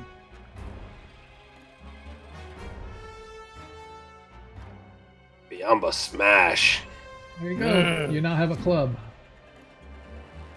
Okay. Now that's what I'll be using. So let me go back here. There we go. Combat, and there's the club. Oh, it's saying no ammo. Oh, hang on. Because it can be thrown. That's why. Oh. So let me edit that. And there you go. There we go. We're good. So it should, Nice. if it tries to take it away after using it, don't worry about it. We'll just re-add it back. Okay. All right. So as you are up, as we are now in combat. So Hub, you are up first. Just as you get down, Hub, you hear this.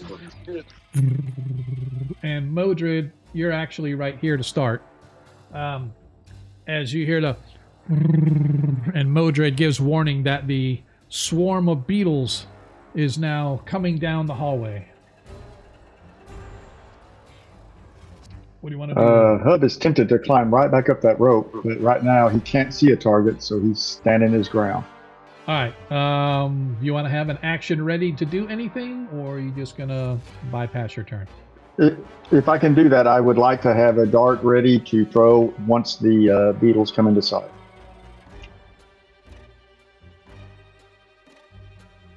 All right. If that's allowed. So if you notice, I just moved Hub to the end of the turn. So you will go toward the end. All right.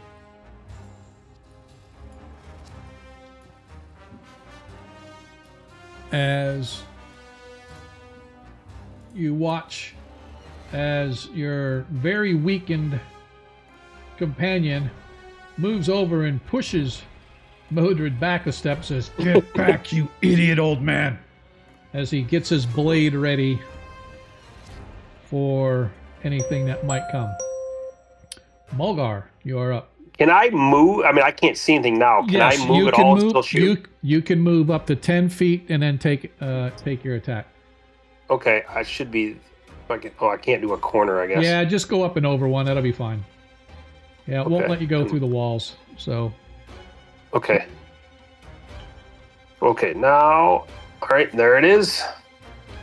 Yep. Now, again, you have to remember, there's a swarm of them, and the acid flow around them is about a 20-foot radius. So the acid flow is just about coming to Mulgar, but it's not quite there yet. All right. Did I hit or miss? You missed by 2. You know what? This is dangerous. I've got the +2. Let's just use it and hit. Okay. That hits. Go ahead, and that's your 2 points. 1. Do I get my second shot? Oh, yes, you do. What a waste.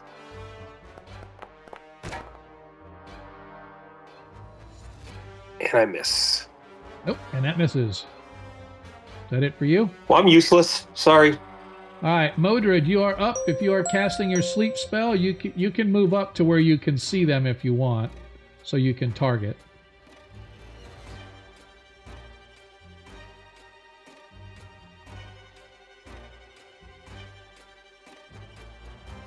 Targeted. Just click cast.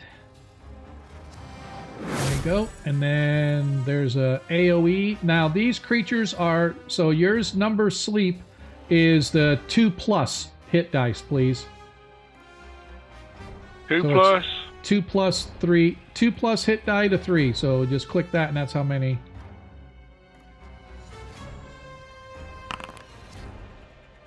All right, 3 tiny creatures fall asleep. You watch as about half of the beetles fall asleep, and you see this massive, what looks to be bloated, fat, wobbling, queen-looking beetle come around the corner just as you're casting the spell, and it gets caught up in the spell and sort of flops down, not moving. But there's still about half the beetles remaining as they come at you guys. Get back into the hall.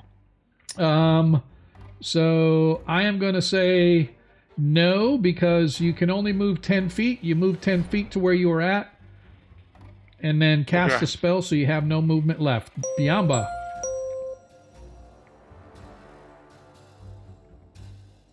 Unfortunately, by the time you get up there, Biamba, you can get ready to attack, but you will not be able to actually execute an attack. But you can move up to where you want.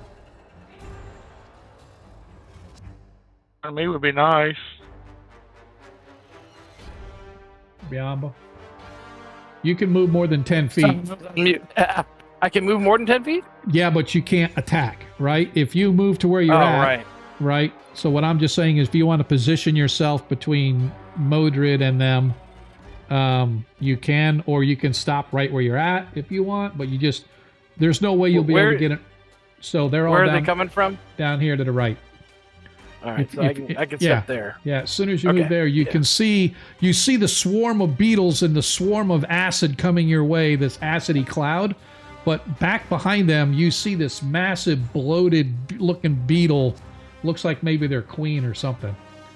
Renoir, you are up. So I am going to say... And I'm going to move. Yep, you can move there 10 feet up here.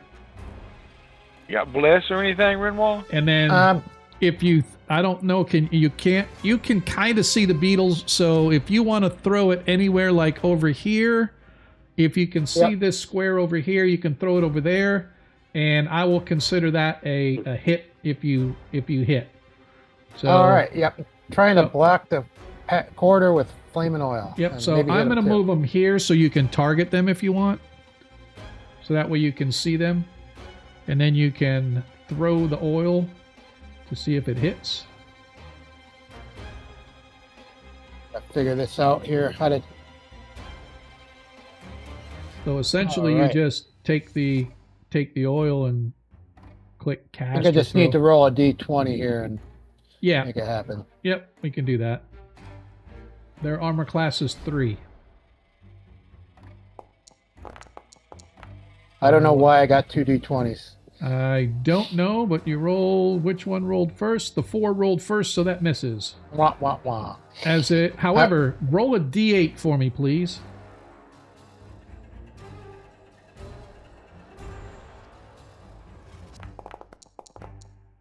Seven. So that's 1, 2, 3, 4, 5.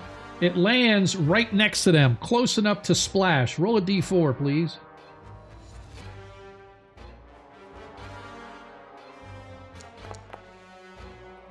As the oil slams into the wall and it sort of runs down in a splash, taking 1 hit point away from the beetles as they move through. As it is now the swarm's attack. As they flow upwards here.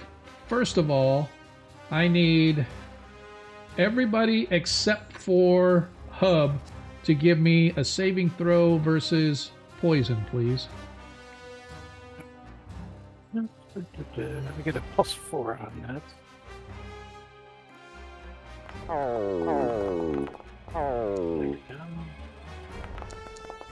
I can't remember. What's that? I'm gonna. If you go to your character sheet, the one that looks like a barbell, the attributes, you'll see the poison, your saving throws on the right-hand side. Just click the one for poison.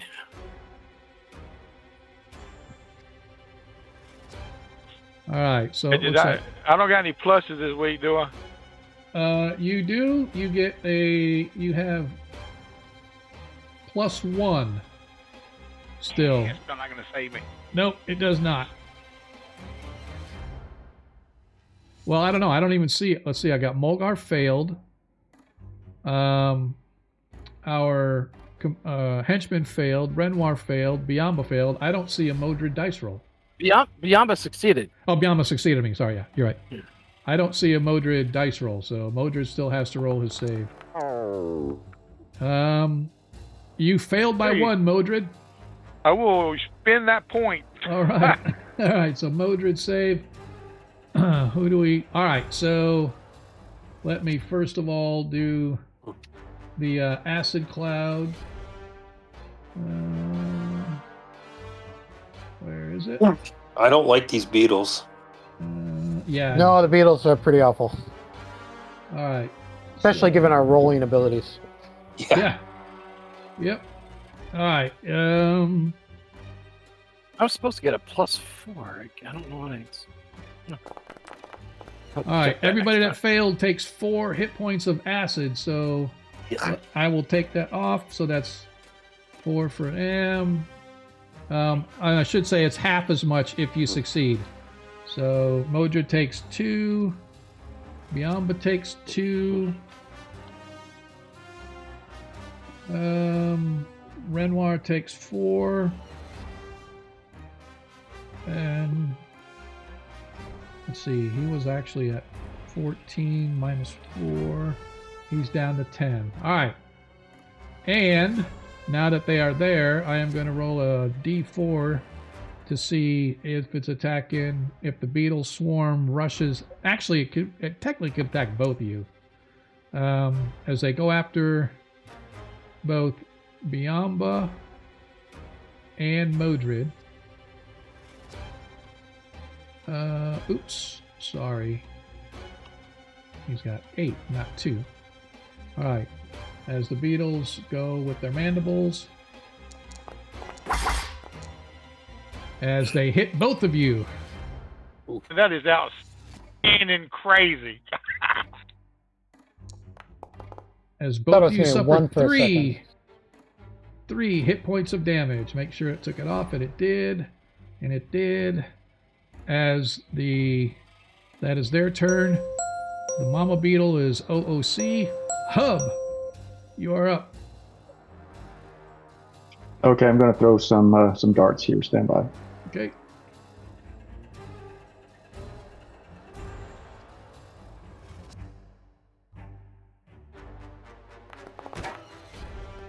First dart misses.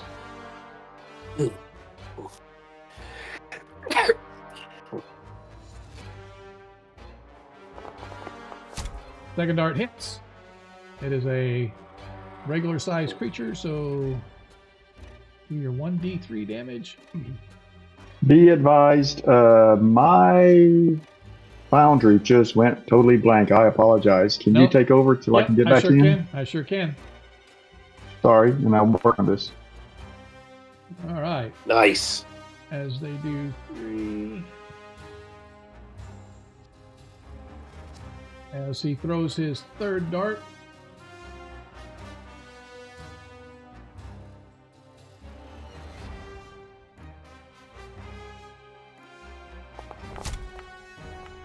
As if this dart hits as well. Another 3 hit points of damage.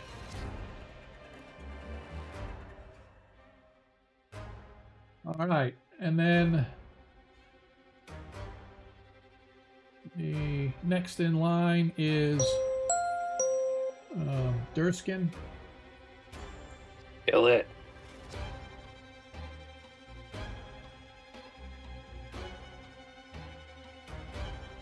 Bringing down his two-handed sword, or his bastard sword, using 2 hands.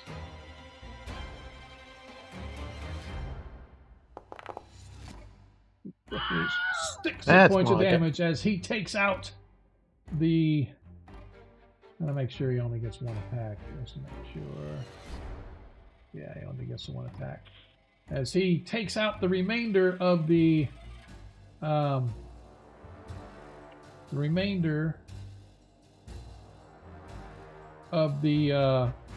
critters, but you guys can see that there is a huge, large creature still asleep on the I far suggest side. we quickly coup de grace that thing. Yes. Is there any more little beetles in the room? No, not enough to be effectual against you guys. But I still need everybody to roll their initiative just so we can see. How long does the sleep last, please, sir? If you would remind me. Hold on, I gotta look it back up. Come on, man. You're a wizard. You should have this stuff. Your intelligence is 18. You should have all that shit memorized.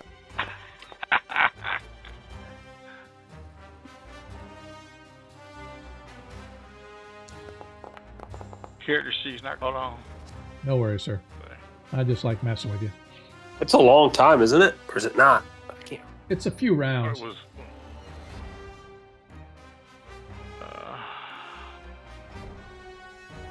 How do I look up the spell itself? If you go 5 rounds a level. It lasts 5 rounds a level. All right, so 10 rounds. That's 10 rounds. Yep. All right, cool. Thank you. All right, so as you guys easily rush in, I assume you are going to coup de grace the dead. Because I'm not going to worry. I thought it was less than that. So if it's like if it was going to be just a couple rounds, then I would have rolled for it. But as you guys find yourself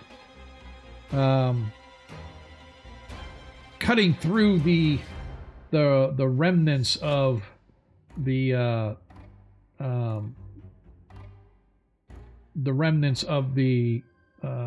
whatever this giant huge, think of like what was that one with the space bugs? What was that movie? I forget. Starship Troopers.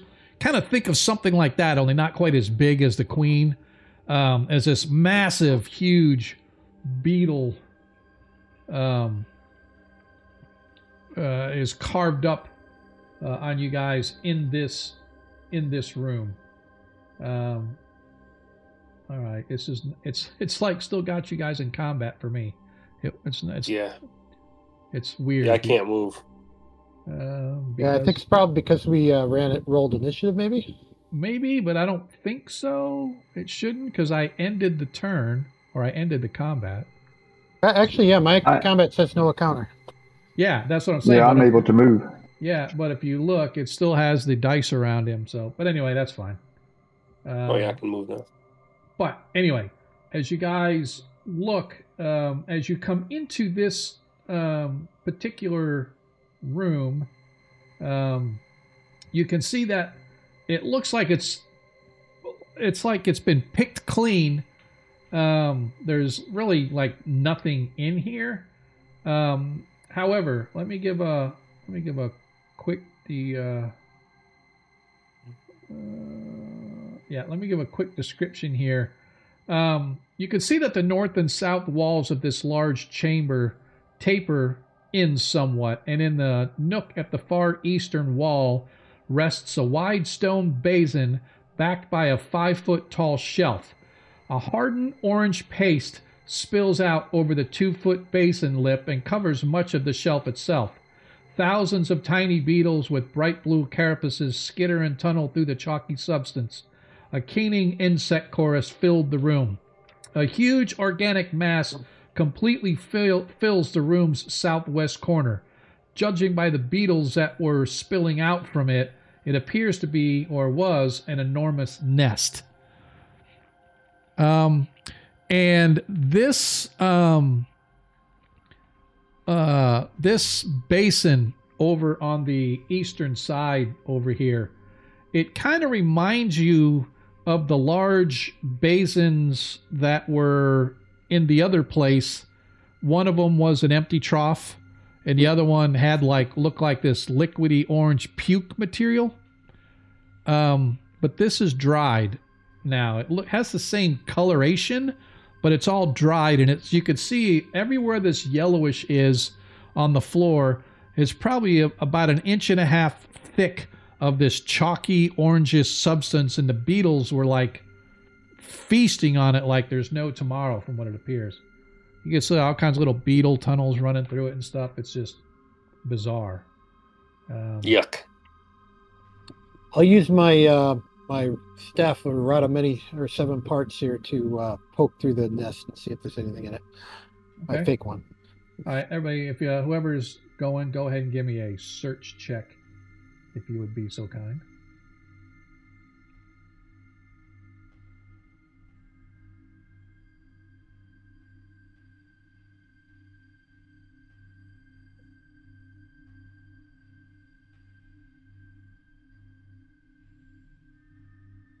All right.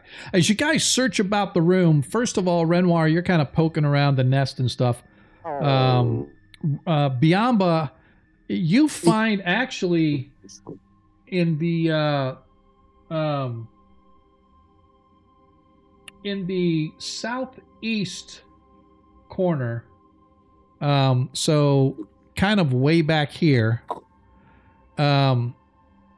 in that whole area right there between the two sides, you see there are, you've got this layer of chalky orange stuff everywhere, right?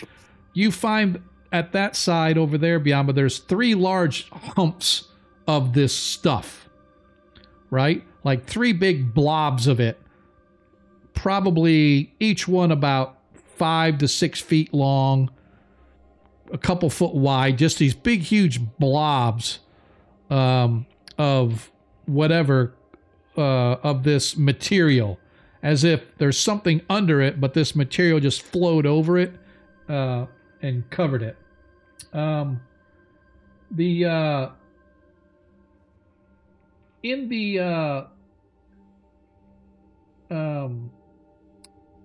Within the nest area, you find, Renoir, a mummified hand.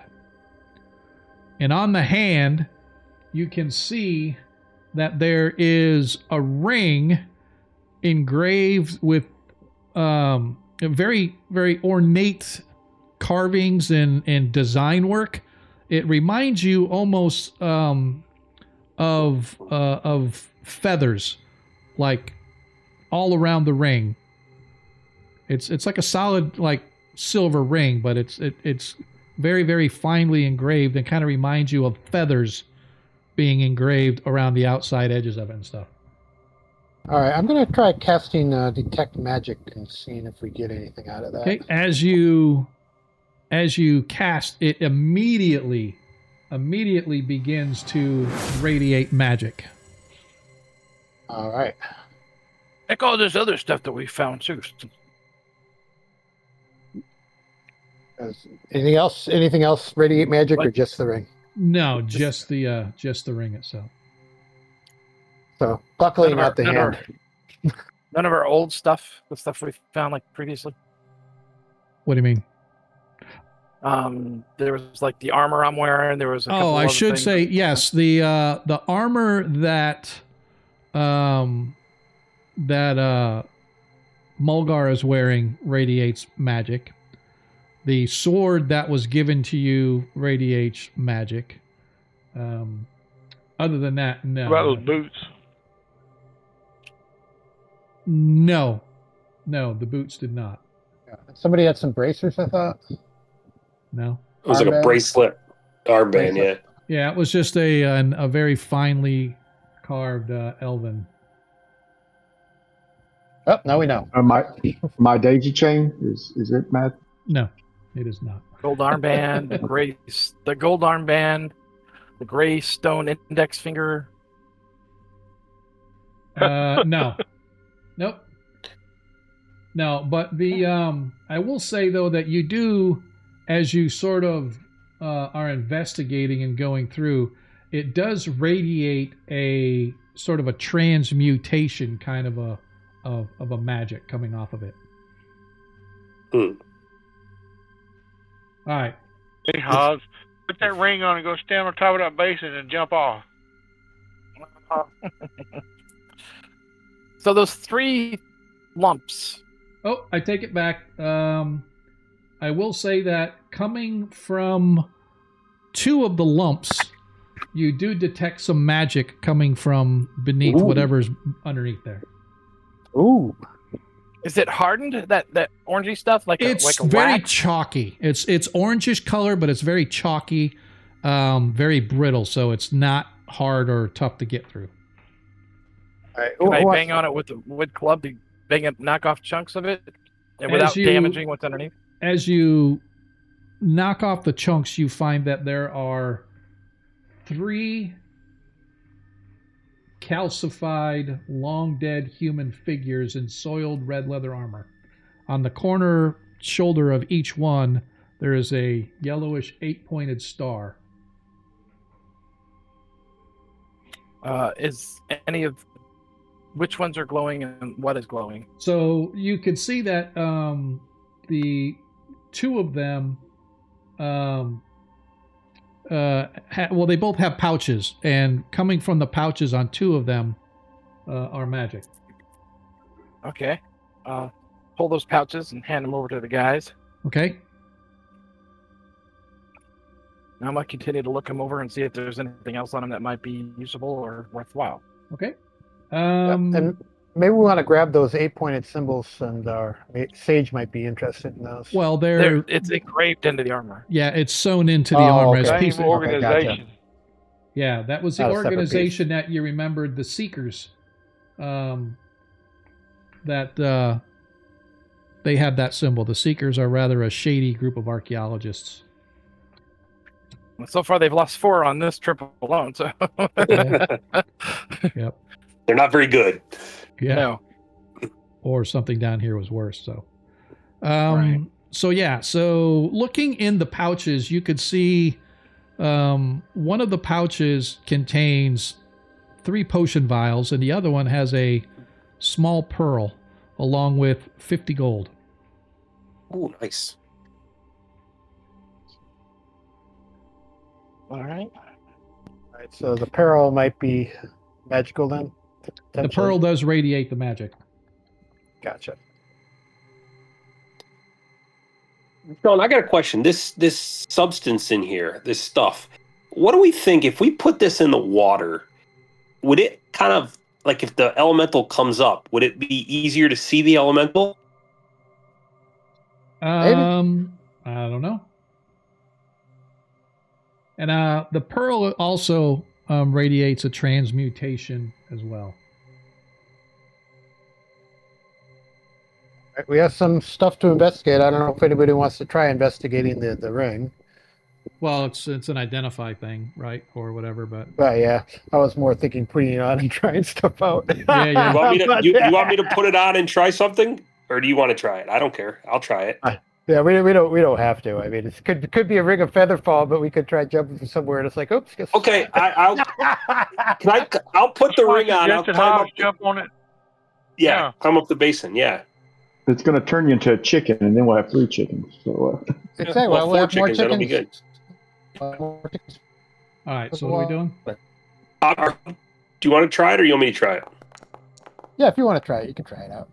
I'll put on the ring with the feathers. I climb up on the basin, and I'm going to kind of jump off the basin a little bit. Okay, the basin's only about maybe 3 or 4 feet tall. So you step up, you jump off it, and poof, was powder. This little small cloud of orangish dust, poof, like an astronaut jumping on a moon, poof, and the cloud sort of rolls over, and that's it. All right. I hand whoever What back was the in ring. that pouch besides from a pearl? 3 potions, and 3 1. potions. 3 potions in one pouch, the pearl and 50 gold in the other. And I think Biamba's kind of tracking that on our journal. Yeah, I haven't wrote it down, but I've written it down. Yeah. All right. Yeah, I'm not sure I want to. I'd be interested in trying one of those potions. Yeah, I'm going to do first aid on everybody that's injured to at least get 1 hit point back. All right. So let's do that. That includes myself. Hub now has 13.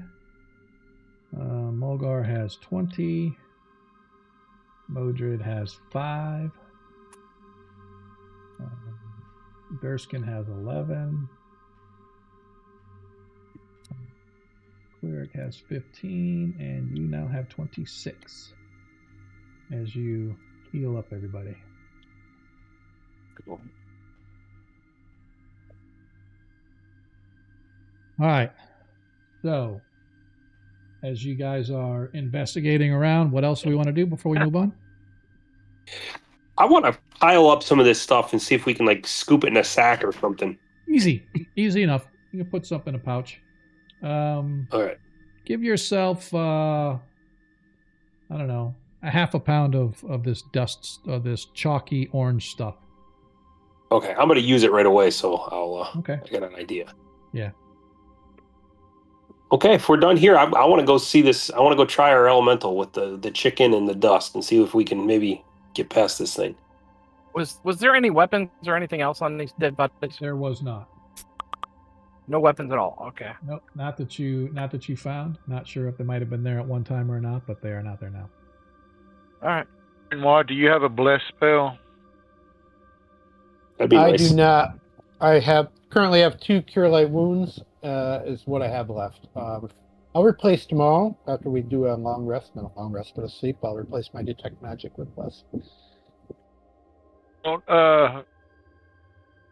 allow us to hit creatures that aren't normally not hit by magical weapons. A bless does not, no. No. yeah, I don't believe so. And the other kind of complication with Bless is I believe it only impacts people who are not currently in combat. So that means that if you already start fighting, it's not effective.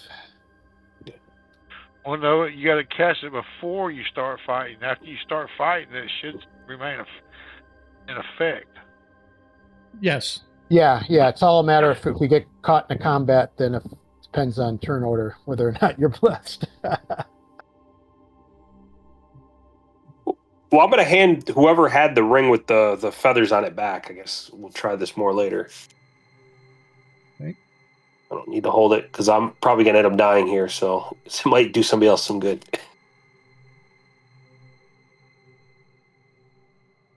Right. As we go this way, I'm going to take a look at these tools. Does it look like anything interesting that maybe will help us? There was nothing left in there. There were just the Oh, okay. just the hooks, if you will. Okay. Yeah. Bless also requires holy water, which I do not have. Looking across, are these walls like bricks or are they natural stone? Brick. It is Hmm. brick, as if this was built. I mean, it's kind of it's like a worked stone hallways and then inlaid brick floors, and but there are bricks along the, like, sort of like they cut out of the stone and then put the bricks up as for decorative or whatever you want to say. All right, is that the ceiling as well? The walls and ceiling are all the same? Yes. Yeah, they are all, and the ceiling here is about 10 feet high. As you get into the chambers themselves slope up to about 20 feet high. So as you guys move down the hallway, once again, the heavy stench of stagnant water reaches your nostrils as you see the thick, black, brackish water laid out before you. The flickering in the light of your torches doesn't do much to illuminate this place.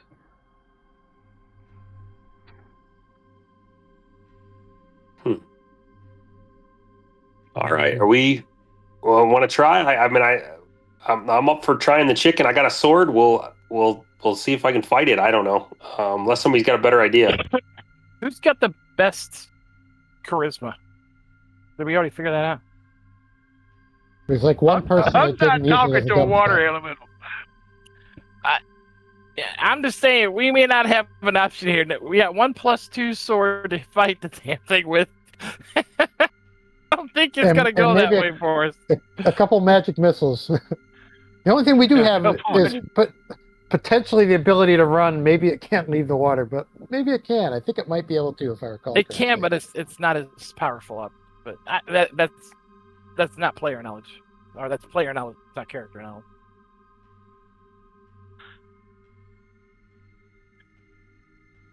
All right, kids. Do we want to maybe back off a little and throw something in the water, something that's semi-harmless, like maybe a sling bullet? Yeah, I want to throw the chickens, but I got to be near it to hit it with the sword because I can't do anything else to it if it's immune to non-magic. I'll back off and let you get up there. All right. I'll still stand behind you to cast healing spells if needed. All right. I'm going to take one of my 3 chickens and I'm going to toss my chicken I'm going to try to just maybe just so he's just at the edge of the water, and I'm going to draw my sword. I got nothing else. Okay. Just don't choke it before you throw it. Right. Oh dear. I like it. Give me just a second here.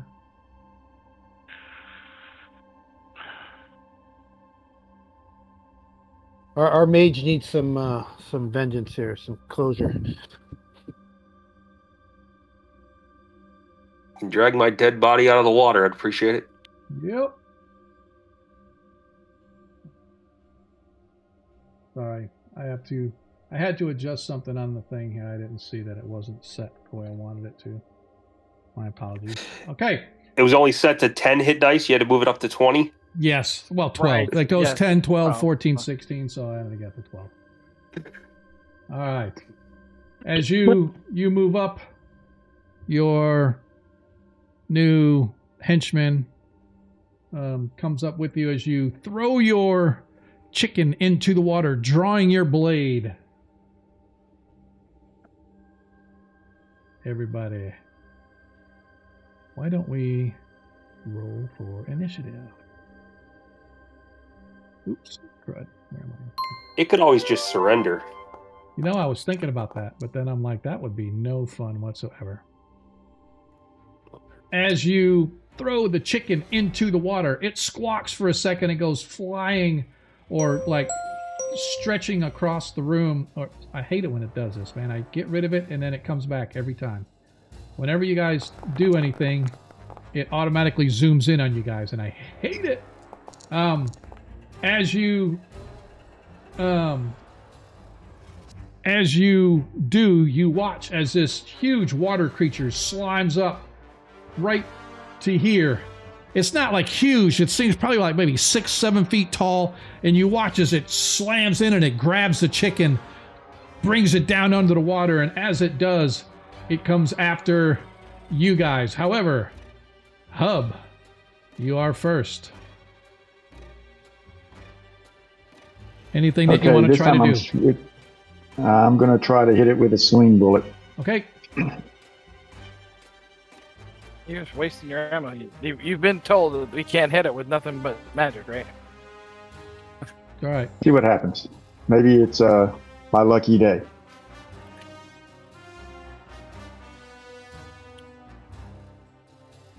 Stand by doing it. I think I've targeted it.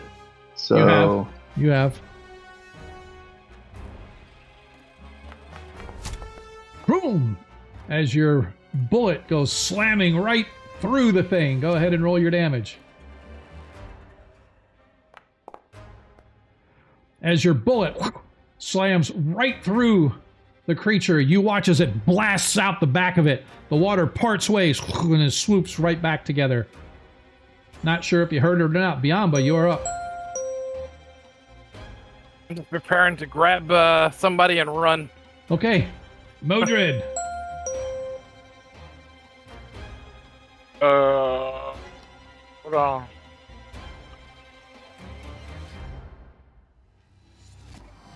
Make sure you target it before you do damage. Yeah. Casting's okay, but make sure you target before you... How do I target again? I swear I got it. You got it, and then just hit damage 1 missile.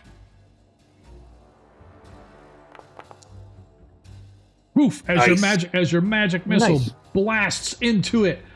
Woo! You watch as the water explodes. The creature lets out what you could swear is a hiss. You're not sure if it's the boiling water or it's anger, but it still survives. Renoir, you are up. All right, I am going to cast healing on our NPC here because I know he's pretty hurt. Yep. I wonder if purified water would damage it. Bite. I know it works against water weirds. I don't know about elementals. Nice. Oh, nice. 8 hit points finally. back. Nice. Nice. He's like halfway up now. I like it. Is that it for Wenrar? That is it, sir. Mr. Stargazer, you are up. I got to take a step up, and I am swinging my sword at Don't forget this you have a thing. nat 20 available if you miss. Yes, sir. And I may need it. As you missed by 3, it's armor class is 2, you hit armor class 5. I will be using the nat 20 then. All right, so roll damage and just add +8 to the die roll. Okay. Okay, a sword should automatically do it. Yep. Oh, 4 plus 8 is 10 hit points of damage. As you cleave through it, you watch as the creature shudders and you feel the resistance as you know that your blade took hold and you Actually, actually it would did be hit. It would be more than that, right? Because No. it's 4 plus my strength plus the sword, and it's a nat 20. So it did add. My strength did add- is the +4, and then +2 for the sword. You didn't add the +8. Oh, okay, +8, so it's 18. Okay, Yeah, I screwed up then. Yep, that's fine. So it's 18. All right, so it should take 8 more off. Nice. As you sleeve through, the creature sort of recoils and then it returns for the attack, but not before no. your companion steps in. As he steps up, "Begone, creature of evil!" as he grabs his blade, and as he moves his blade out of the sheath, you see that it begins to glow around the edges. Ooh.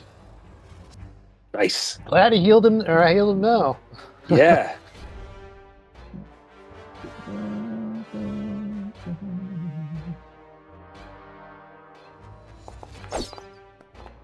Oh no!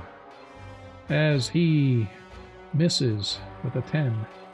And I don't have a nat 20 because nobody loves the DM. Oh, I do have a nat 20, but I'm You gonna do. save You it. have one nat 20. Yeah, but I'm going to save that for you guys. I'm not going to save it on the monster. No, no, no, no. No! Stupid. I assume we can't use our nat 20s for this, right? Yes, you guys can, but you can't give them to somebody else.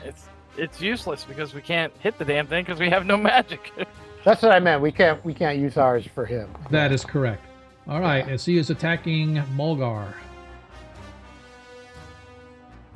I'm innocent. Don't hit me. I'm innocent. Ah.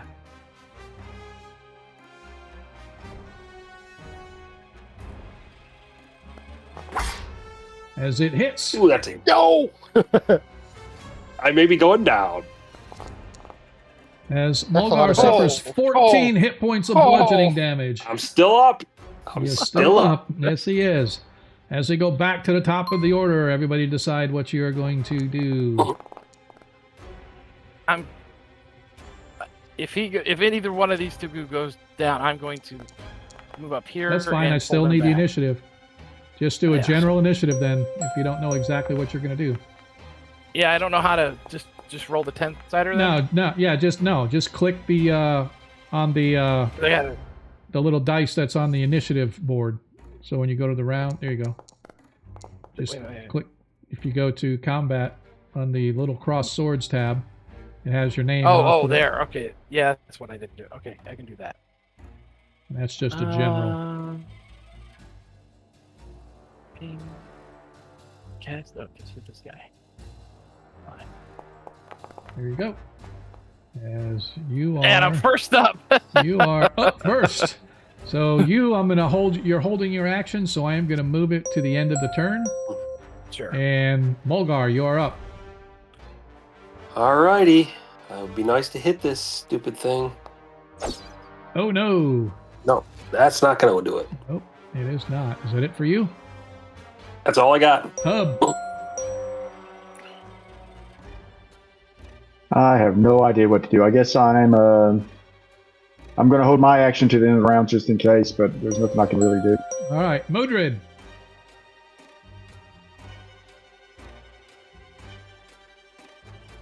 Kill it, kill it, Is kill he it. still targeted? It is still targeted. You just need to cast and then do damage. There you go. Margot, maybe we can just throw me the sword. I'll step forward. You Nice. throw me 3 the sword, more and I can hit use my points of nat 20. damage. That's a true story.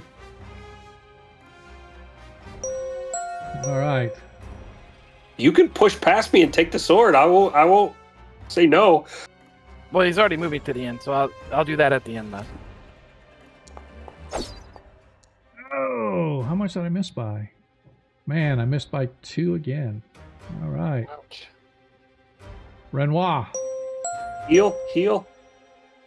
Yes, sir.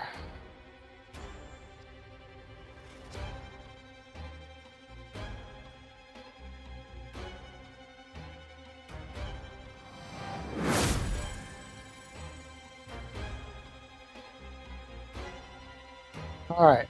Thought I hit the button. I'll hit it again. Really? Hey, I'll take it. Thank you. All right. Might keep me from dying.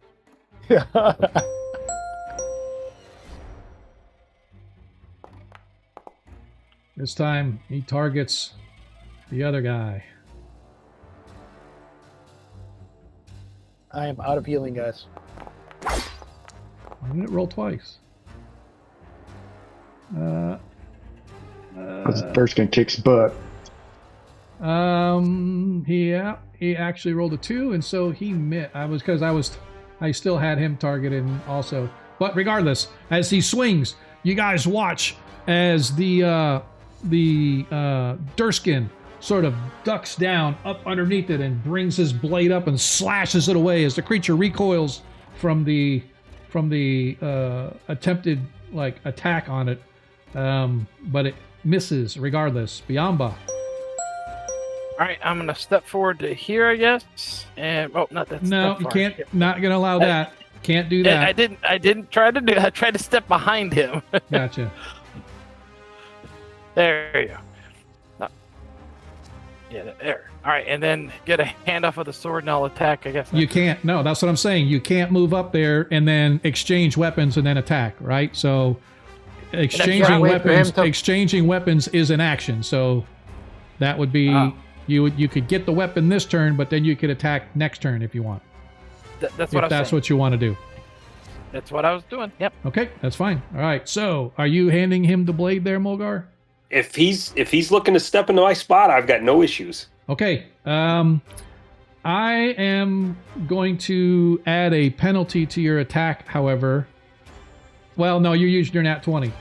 But if you don't kill it, I'm going to say you're going to have a penalty on your attack because of the fact, if you attack next time, because of the fact that you're holding a magic item. Oh, that's a good point. So he doesn't like it. Hub, you're up. I'll grant the nat 20 because you have a nat 20, and that's just how that mechanic works. However, if you end up not killing it and you have to attack with it again, it's with a penalty because of the fact it's magical. Anyway, Hub, trying anything or no? Just gonna wait. I'm gonna wait. There's nothing I can do. All right, as we go back to the top of the order. Everybody, so I'm going to switch Mulgar and Biamba from where they're at. Don't forget whoever has him Mulgar selected, make sure you deselect him. Sorry. Yep. Should be deselected. Yep. All right. Everybody else go ahead and... You deselect? Just the same way you select.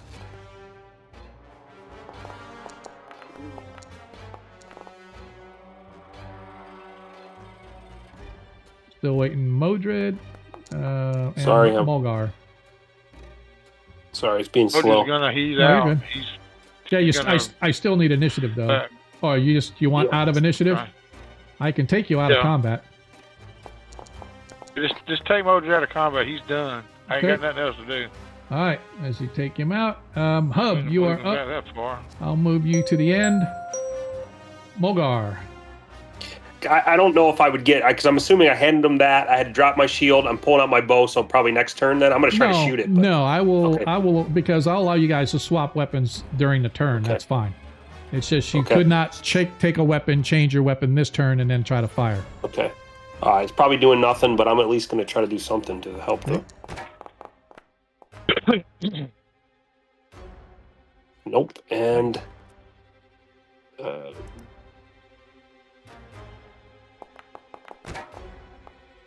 once again, your arrows, boom, you watch them fly right through this thing, shattering on or disappearing into the dark water in the interior of the room. Biamba. Feel it. Well, I'm gonna try to roll it anyway first. Hang on a sec. I need to drop the weapon on your sheet. Oh, true, yeah. Where is it? There it is. And you now have it in your combat inventory. Okay. So let me try to, I guess, roll to attack with it. Yeah, you just right click and then go to your combat and click on the sword for attack.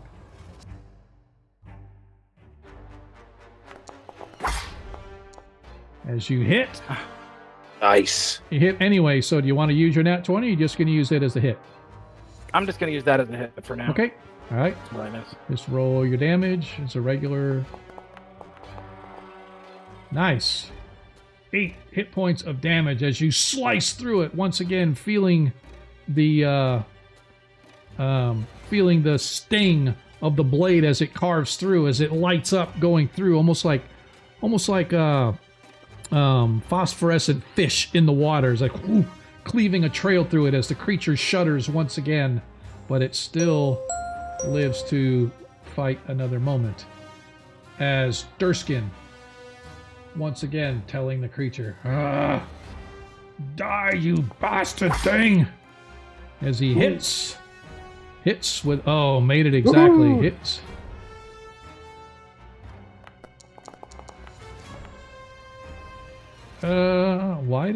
That is weird. Why did it do 2d8? It hit it as a large creature. A bastard sword and two-handed with no shield. That is 2d8. Is it? I think so. Let me go look at the player's I thought handbook that right quick. no. According to this, it says the damage is 2d4 against regular. Two-handed is 2d4, 2d8 against large. Oh, 2d8. Interesting. It was everything's been doing it correctly. I just realized that this was a large creature. Ah. So everybody's there you damage go. has been correct. Why? Oh, I see why.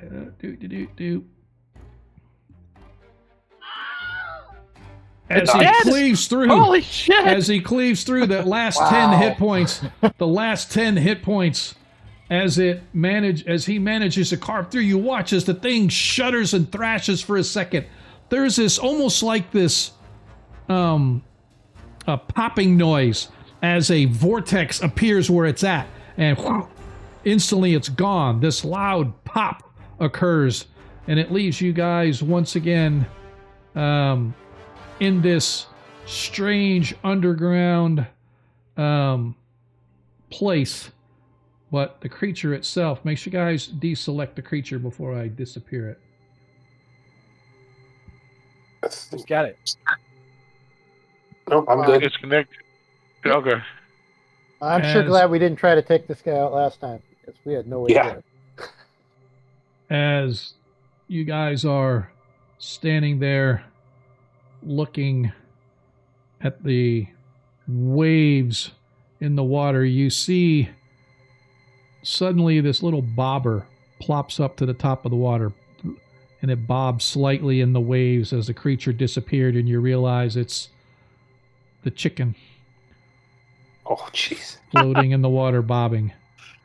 Is he alive? He is You alive? not. He is not alive. However, Oh no! I Damn it. rushed out to him and tried to grab him. that is where we're going to stop and take our break. We're late for our break, so I'm only going to do 10 minutes if that's okay with you guys. But I need that's I need a bio break and a chance to reload my gear. So we're going to go to a break here real quick. We appreciate you guys hanging out with us. Emergencies can happen anytime, anywhere. With Hopefully you ER guys will locations hang from out coast to for coast this in Florida, Orlando short-lived Health is break. ready to provide expert care In the meantime, if you're facing one. And in the don't Narcoosee forget and to Avalon areas, when you to choose click Orlando Health the follow and Emergency the like Room if you're Randall not Park, already, and if you you'll haven't find a told all place your where friends, chaos family, meets calm coworkers about and us, make sure you uncertainty do that. finds answers, giving you Hopefully more this ad reasons to will go choose away well. very quickly. To learn more about our high-quality emergency services hate in it. Orange County, Hate ads. visit orlandohealth.com/ER. Blah blah blah. So I opened my Winn-Dixie Rewards Oh my app. God! and Another wow, ad. Personalized deals on And it's things funny, I buy. the Percent ads back never show up offers on the and break logos, so for my dollar goes further. the So 5e I save game, on snacks for the kids. but they show up every time And here. I splurge have on no something idea I why. want. I've logged in. I I've can't done everything imagine I paying full can. price for groceries. Good thing I don't have to, because with Winn-Dixie Rewards, anyway, I spend my points. We're gonna listen to not Monkey my for a money. few minutes, Shop, and then we'll be earn, back. Hopefully, you save guys will be with with us. Winn-Dixie Rewards. Appreciate you hanging out with us, though. We'll be back in a few. Winn-Dixie.com/rewards-terms for terms and exclusions. I hate ads. But that's okay.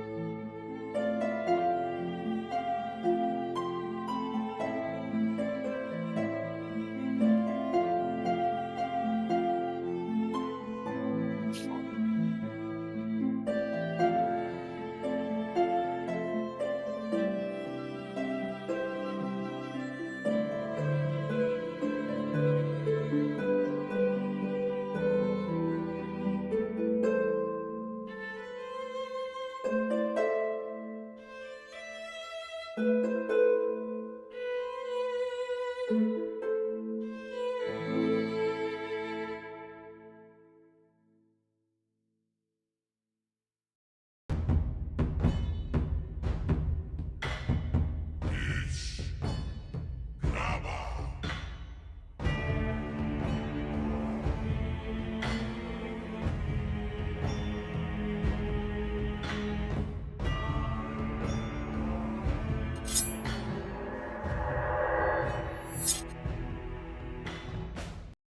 we are back.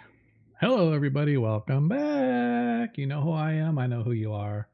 You know who they are. So let's get back to it as our party has continued their spelunking down into the lower dungeons beneath the Whispering Cairn. They find themselves in this subterranean swimming pool of a room that appears to be flooded with water. Where the water's coming from, you're not sure, but regardless, you do find yourselves in the eerie, reflected light of a dark, dank dungeon.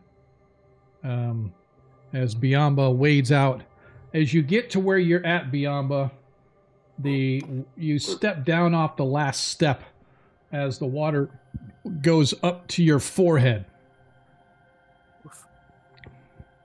As you grabbing the chicken and working your way back up the steps. You can I have see two that more. The water is about 6 to 6.5 feet deep. So it sounds like we need to swim if we're doing anything, which is probably taking out our gear. Trying to revive the chicken. Chicken is long gone. It has been snuffed out of existence. No chicken CPR. Chicken lips. Biamba, I have two more for you. Don't worry about it. Yeah, let's make dinner.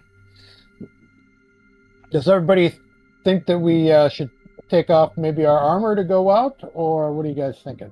It leaves us pretty defenseless, but I don't know how we're going to get out there for work. Well, it doesn't mean much, but Hub has leather armor, so I don't think he has to take it off to swim. Is that correct? That is correct. Anything above studded leather requires either you hold your breath for a really long time or remove it to allow you to swim. I think I'm Did you say something? Oh, sorry. I was just going to say, fear not. Hub is fully armed, so we should be good to go. Although I will say the magical chainmail that Mulgar wears will, will allow him to work as if he had no armor on. Okay. Sounds like it's mostly me, so I'm gonna take off my armor since you're on water. All right. So on your character sheet, what you need to do is you go to your gear, go down to where your armor is.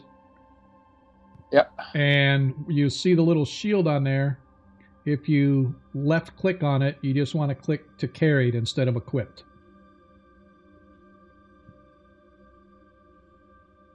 All right, I think I just did that. My armor class definitely changed, and same with the shield. I believe I had to probably do. Yes, the same with the shield because you can't swim with the shield. So, yep. All right, there we go. Since my shield is wooden and leather, can I use it as a flotation device? I am going to say no because not as a flotation device per se, because good question. I am going to say that the shield is not big enough to hold your weight as a flotation device. It does float. I wasn't thinking. It does float. And you could probably at least use it to leverage yourself up, but it's not going to hold your weight, and you'd submerge it. You know what I mean? Yeah. So like if you're underwater, you could kind of use it to pull yourself up like a leverage, but it's not going to hold you. But because of the resistance of the water against the shield, it would give you at least a little bit of leverage to like pop your head up above water or something like that. But as a true flotation device, no. Okay. Also, I want to give that sword back to Mulgar. Okay. Okay. Let me transfer that over. Would I actually throw it at him? I'm not sure. Get rid of this fracking thing! All right. As you have your Redeemer back now, sir. Excellent. All right. As you guys look now, I'm not saying yes or no to combat. If there potentially could be, you never know. But I'm going to say I'm going to remind you of the rules of underwater. And again, you can hold your breath for a number of rounds equal to your constitution divided by 3. Okay? I have a different thing too. It's for endurance, for running. I don't know if that'll. Yeah, I know. We talked about boost that. me And up I am just not convinced that the endurance for running is the same as holding your breath underwater. Right? I understand sort of a correlation between a couple of things, but a character with the swimming proficiency who's afloat in calm water can remain in one place by treading water for a number of turns equal to twice their endurance score. In other words, he uses up 1 endurance point for every 2 turns, right? So I'm not worried about that. The base amount of time you can hold your breath is equal to a number of rounds equal to 1/3 your con rounded up. And then if you are in combat, unless you have the proficiency in swimming, technically what you have to do is you're sort of bobbing down at the bottom and bobbing yourself back up. Maybe a dog paddle or something like that. But that means no weapons in hand, no shields, no anything like that, right? So essentially, if that's what you guys are doing, that's fine. But if combat ensues, that means that the amount of time you can hold your breath is half of that. So instead of, let's say you have a constitution of 12, divided by 3 is 4. That means you can hold your breath for 4 rounds. If you're in combat, you can hold your breath for 2 rounds. Right? I'm 5'3". Yep. So we round up. So it's a 6? Yes, it's always round up. Yeah, so it would be 6. Right? Okay. So anyway, I could fight underwater for 3. Yes. Now I will say, and I will allow this because you're not like in deep water, right? I will say because the water's shallow enough that you guys, if you are in combat, I guarantee you we're going underwater because that's how high the water is. But if you want to take a round to go up to get a breath, it'll take you a round to go up to get a breath and another round to come back down to continue combat.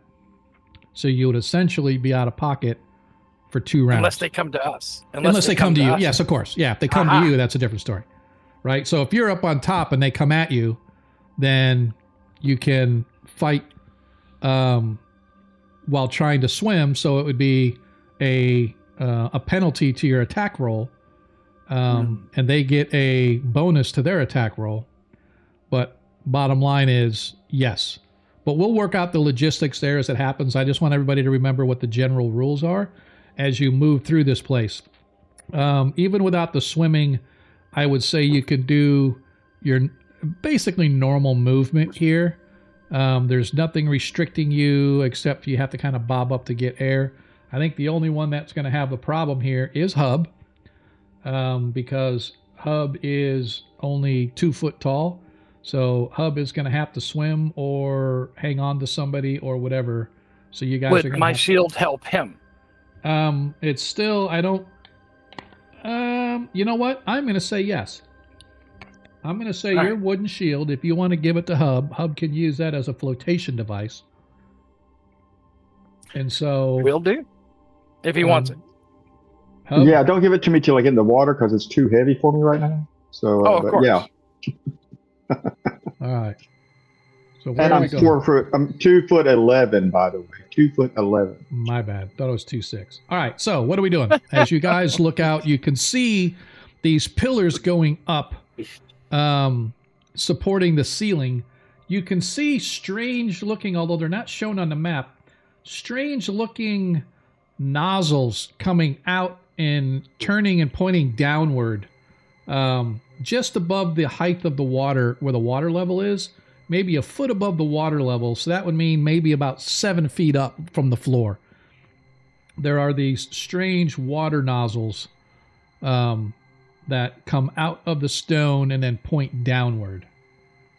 I would like for you to imagine in a modern world a gym shower. Oh, okay. Something like that is what you're seeing here. Where's that at now? Open bay showers.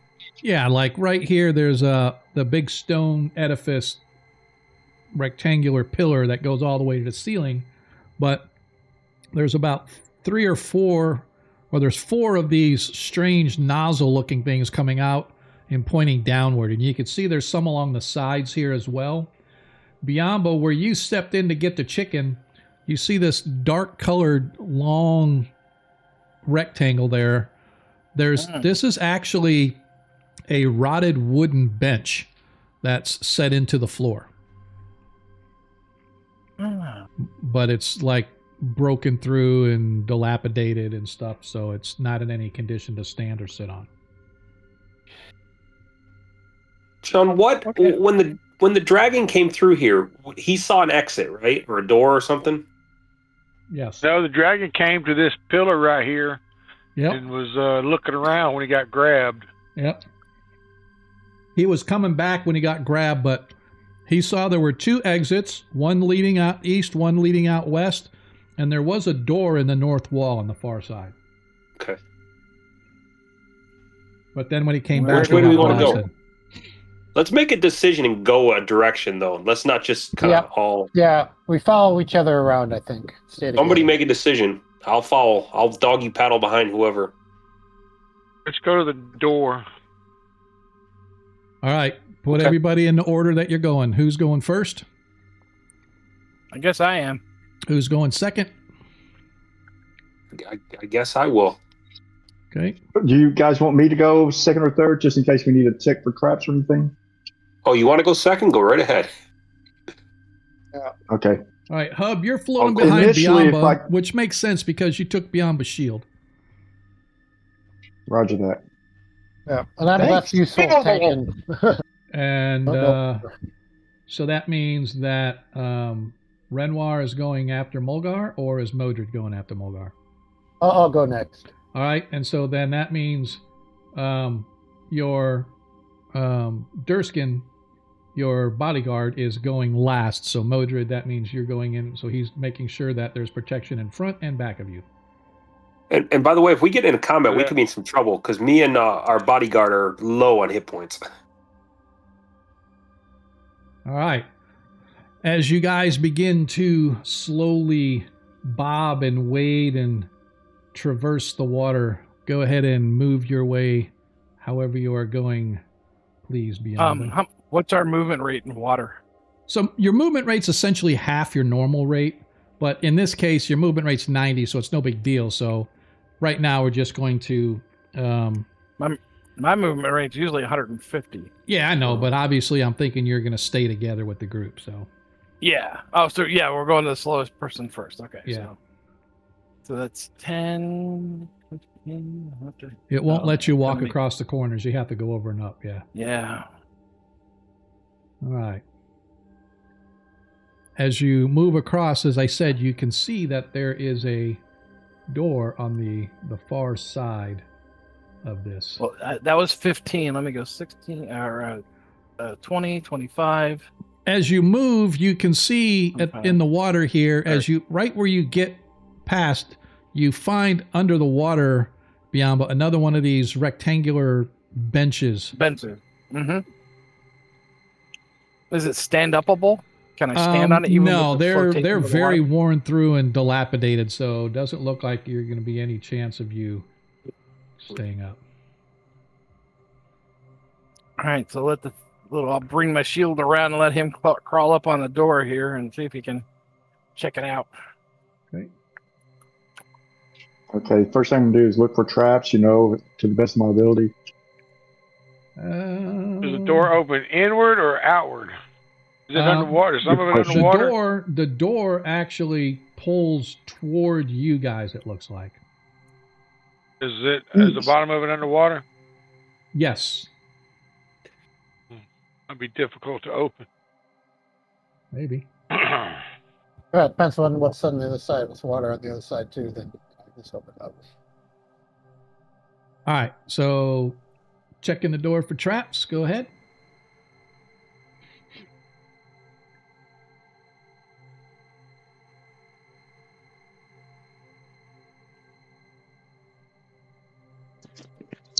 Good. Let me try that again.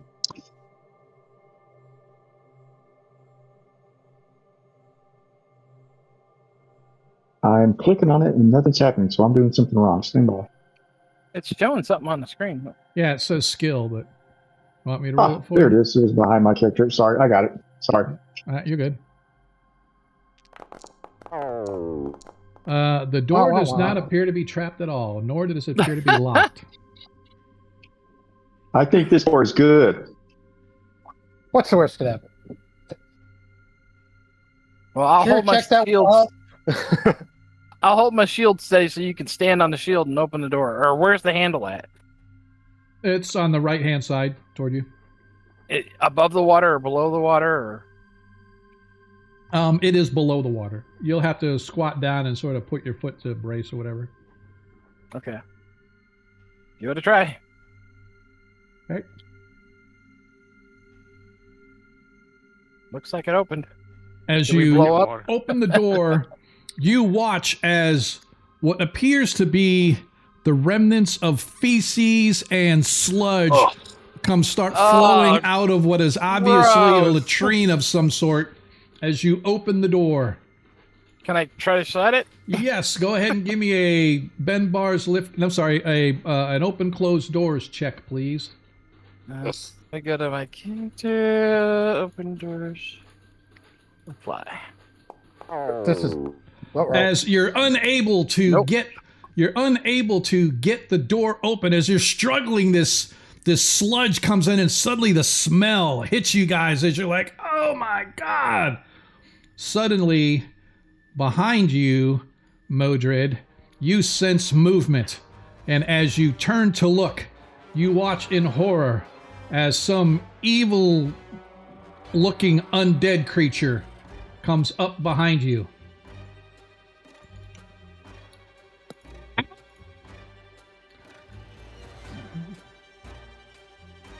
Eric! As it lashes out with you with its claws.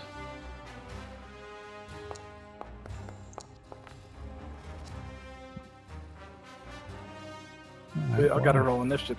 Yep. I don't know why it... where am I? Why did it not... well, that's why. Okay. What weapons can we fight with in the water? You can Just fight like a with dagger? all of your weapons. Okay. As it slashes out at you, Modred, but it misses as your instincts take over and you saw it, and you immediately dart out of the way, leaving yourself slightly clear. But I need everybody to roll initiative, please.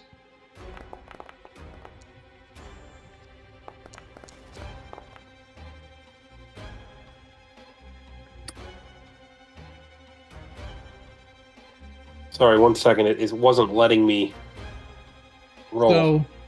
So the choice here is, when you fight, if you're going to attempt to swim while fighting, you get a -4 penalty to your attack roll. If you want to fight without swimming, then we go into the holding breath, and I'll have to track how long who's holding their breath. That makes sense. All right. I still need Hub Mulgar. Yeah, it's not letting me. For some reason, it's not giving me the option. I'm not in combat mode either.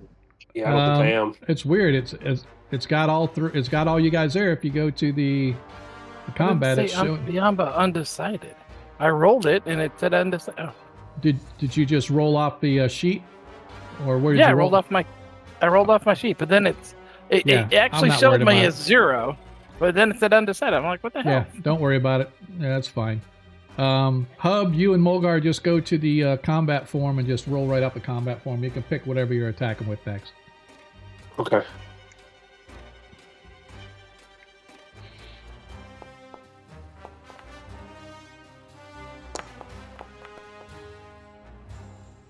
All right.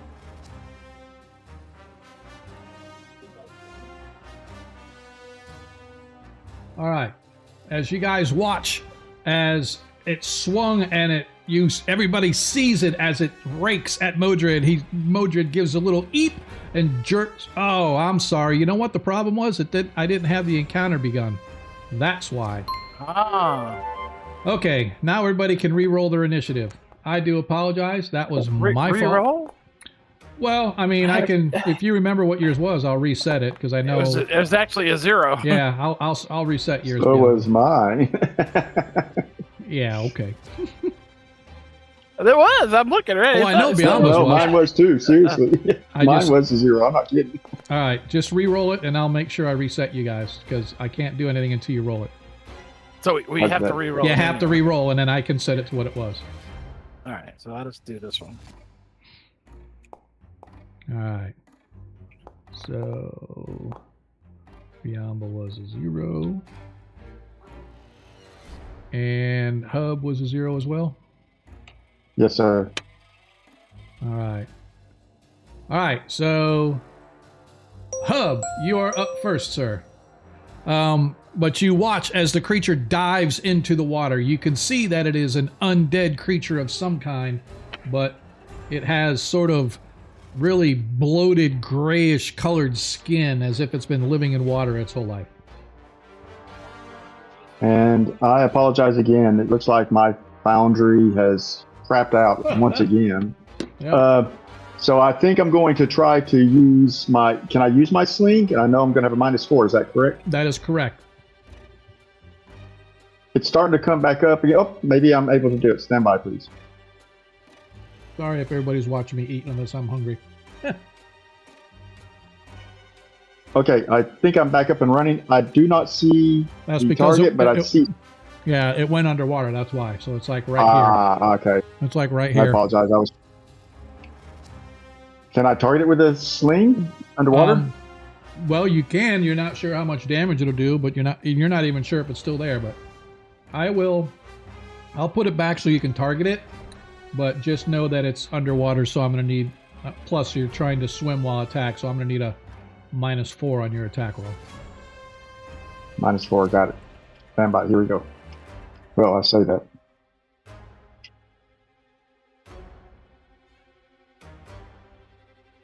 Okay, combat.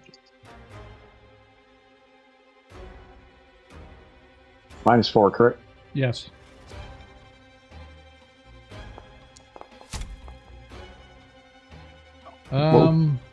As you actually, even with your -4, you hit as it goes into the water, and you can see the splash right where the creature was disappearing under the water. Your quick lightning-like reflexes. Your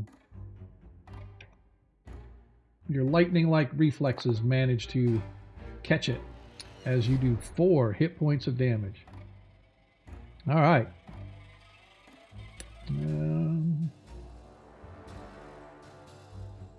Just checking something here. Okay. She did actually 5 hit points of damage. Okay.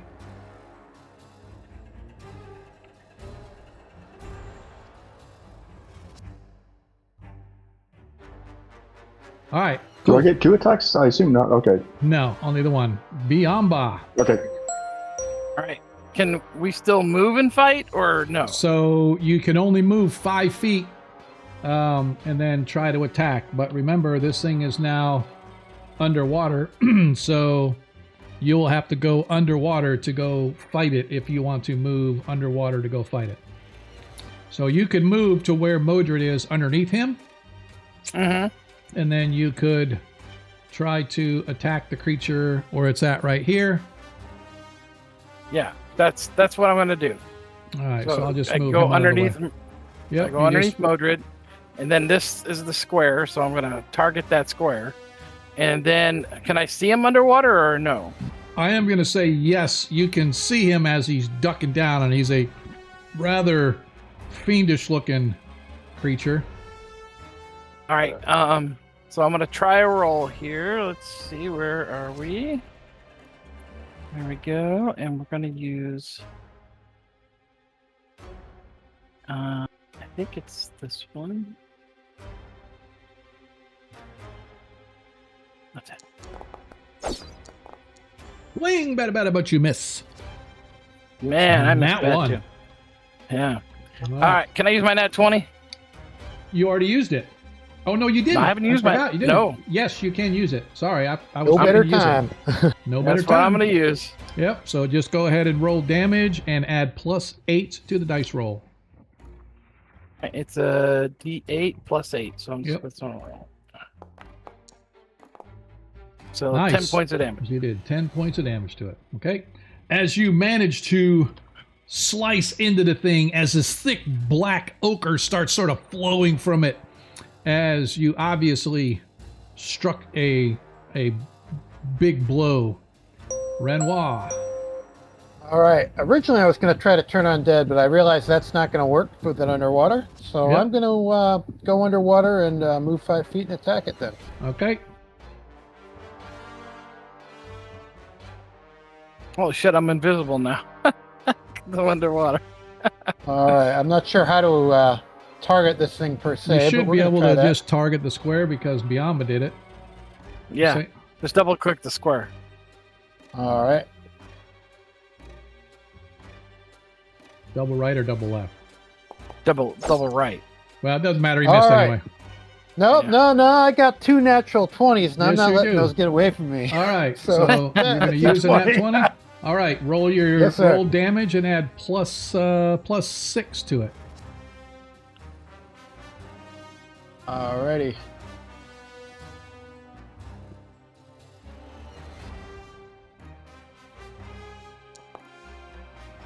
Nice. That +6. So 6 plus 6 is 12. Why didn't you guys add the 6 points to it? When you click the roll, there's a thing there to add an additional bonus or whatever, so you could have just added it. Oh, right yeah, there. we're not that smart. Okay. I just want to make sure because if I'm not paying attention, then you guys could miss out. All right. Is that it for you? Mulgar. Yep, so 12 points. Mulgar.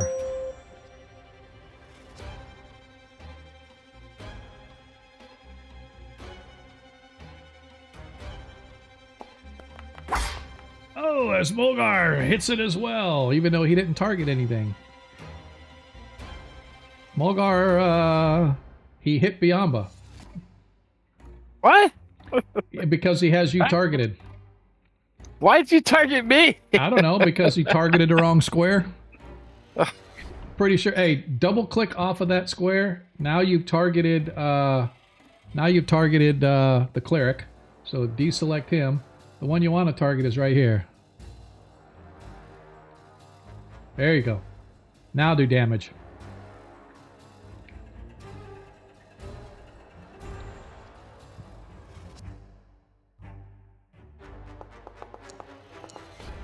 Boom, as you slice through. Quick work you guys make of this evil, horrendous creature, whatever it is.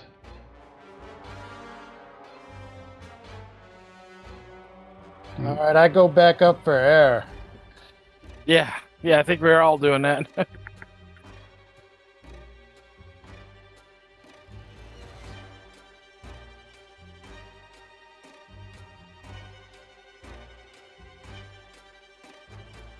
As you guys look and you see the remains floating of some unholy, undead creature. It wears tattered remnants of red leather armor. Son of a bitch! How many people have they send down here to their deaths? This one, though, its red leather armor looks a little bit different. It has rather arcane engravings in addition to the star symbol. The leather armor itself is dilapidated, torn, and worn.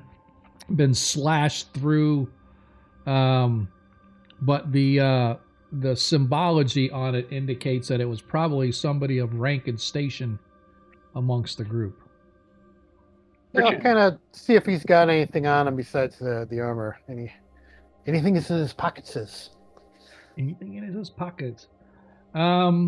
So let me see if it has anything on it. You find on its left hand, on its right hand, on the ring finger, there is a ring, a golden ring that has the exact same symbol on it as the Seeker symbol on its armor.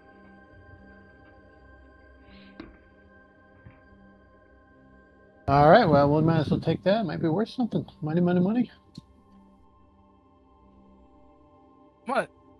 How bad is the? I mean, the ripped up parts of the leather and stuff. But Yeah, maybe we can use it for identification. Other than to identify it as red armor or something like that. Maybe if you took some bits and pieces of it that had the iconography, the additional iconography on it, maybe. That's what I was thinking. But if it's not even feasible, don't worry about it. Yeah. Which way now? Left or right? Let's pick a decision. Make a decision. Let's go. Either way, you lead. Well, we As got you that guys room. We just stand there, emptied out. Now. as you guys stand there, as the feces and muck that's from inside begin to fill up this area that you're standing in. All right, why don't we go to where it came from? Maybe it's got stuff. Got stuff. That's nasty. Yeah, it's got. Yeah, I don't want to go toward the feces. So let's go where that thing came from. See if he's got some stuff. So you're not sure, but I mean, you guys are on this side, so there is a hall or a doorway or a small, short 5-foot hallway leading into another room, and there's another one on the other side that's similar. I'm voting for monsters protecting loot. Go for it. Lead the way. Okay. Let's see. You guys are okay.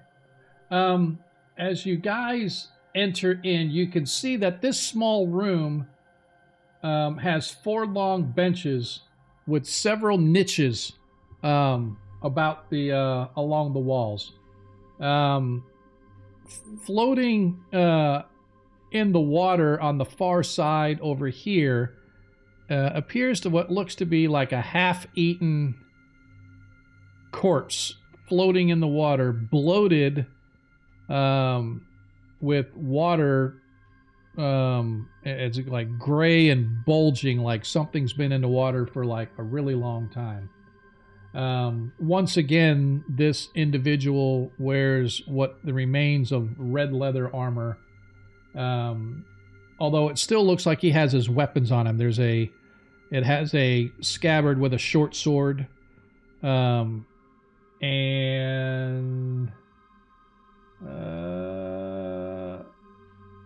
let's see. Other than that, yeah, that's about the extent of it.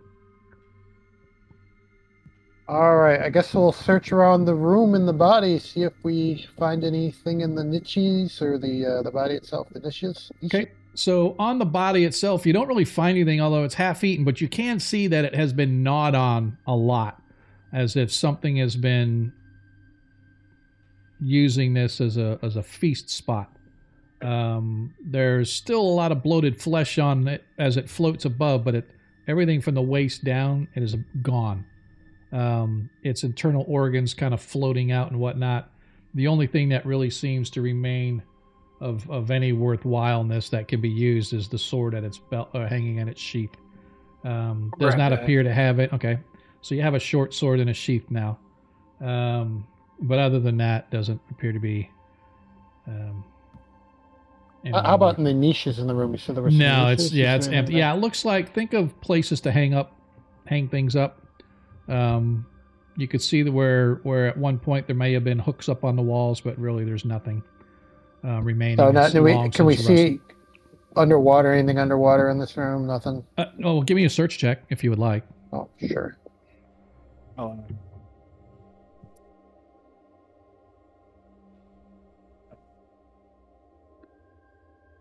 Searching about, yeah. The only thing, again, is the body and the sword. That's the only thing here in the room. All right. Buster Rooney.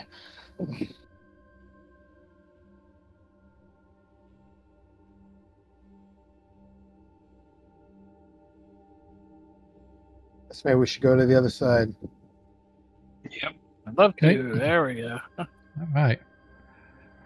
So as you guys get into this one, once again, you find a small room that has 4 long benches and several niches along the wall. I should have mentioned that most of the niches have small doors to close them, like a cupboard almost, but many of them have been ripped off and missing.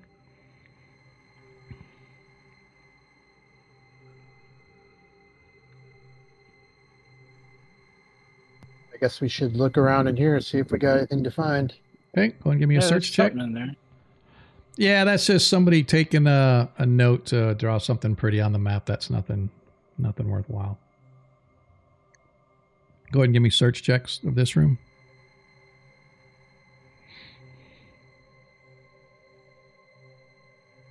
Anybody else want to search as we go through?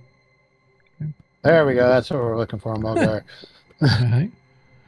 All right. So as you guys search around, like once again, you don't find much. There are, however, bits and pieces of body and bone left in here. Looks like something was actually living in here for the longest time, because it's almost like this is a nest of bones that have been picked clean over the however long. However, in one of the little niches, think of a locker room with lockers. That's what these niches are. In one of the lockers, you find a pile of tattered clothes. And inside, you find a pouch that has not only gold, but some platinum and some silver. Sorry,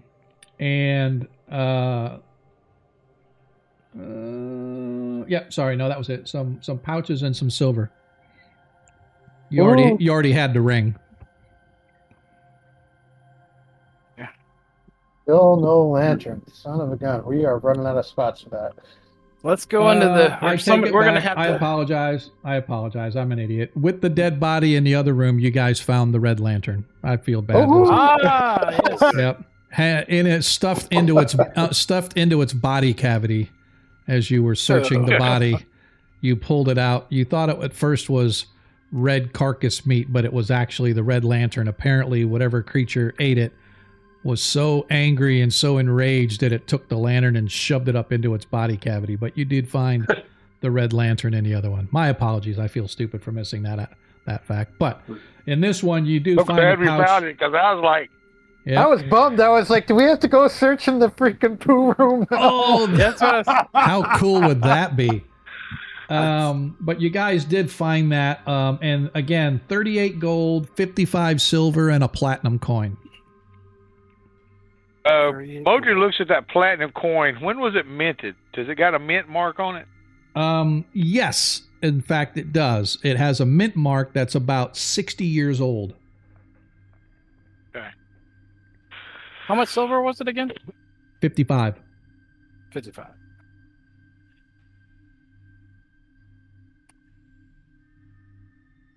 Well, let's get out of here.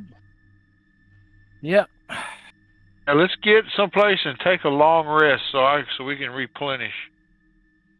All right. As you guys return, swimming your way slowly, staggering your way up and out of this large swimming pool.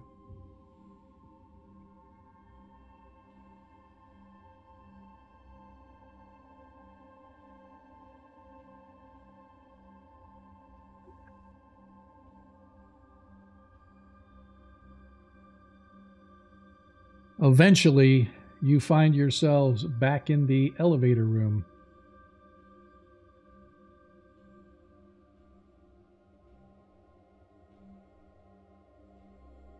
Right, we can either stay down here for the night or climb up. What do you guys think?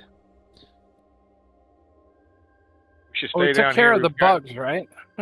Yes, apparently so. If we need, let's go into that queen's room and use some of that refuse to build a fire.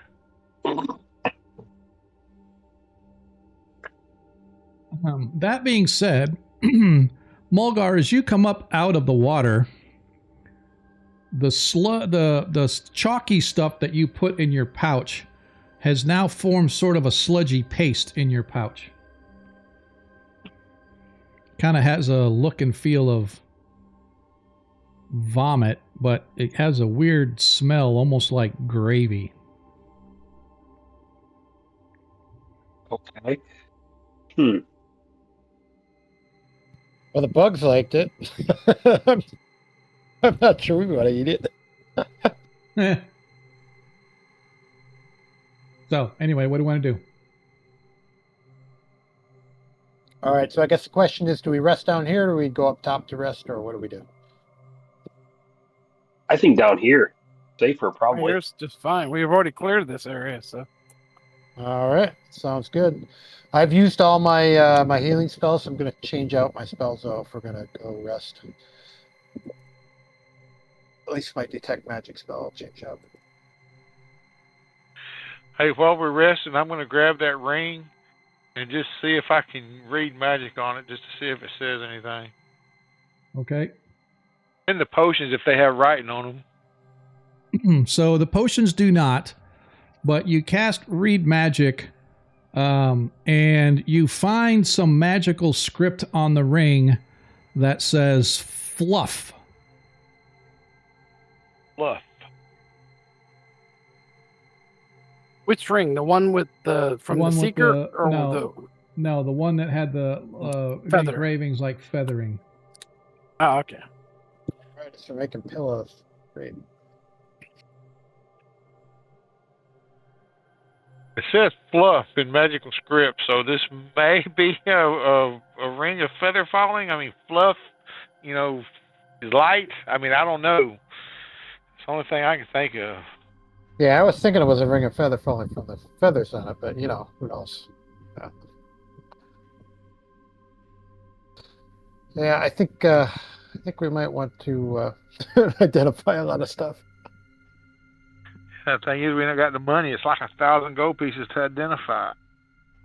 It's not. I think it's 100 back then. Well, no, who knows what it is? I think that was in the games, the D&D games. Who knows what the real I've got thing that is. natural ability to detect magic. I can try it. It's not very high.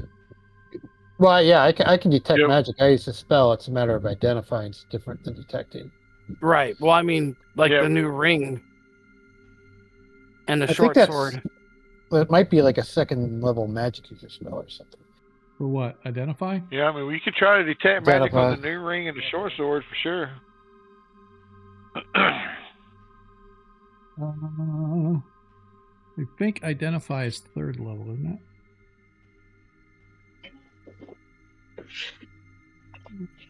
No, it must be first level.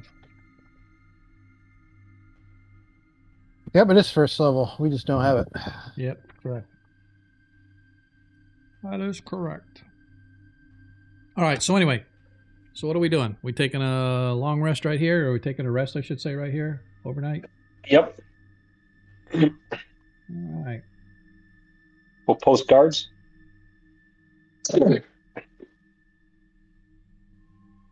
Cat should be very helpful here. From what? Cats? Yes. All right. So, don't forget the chickens.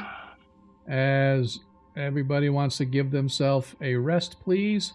Everybody gets 2 hit points back plus your con bonus. So I'm going to start with Mulgar. Mulgar, what's your con bonus? 3? Con bonus is +2, so 16. +2, so you will get 4 back. Biamba, what's your con bonus?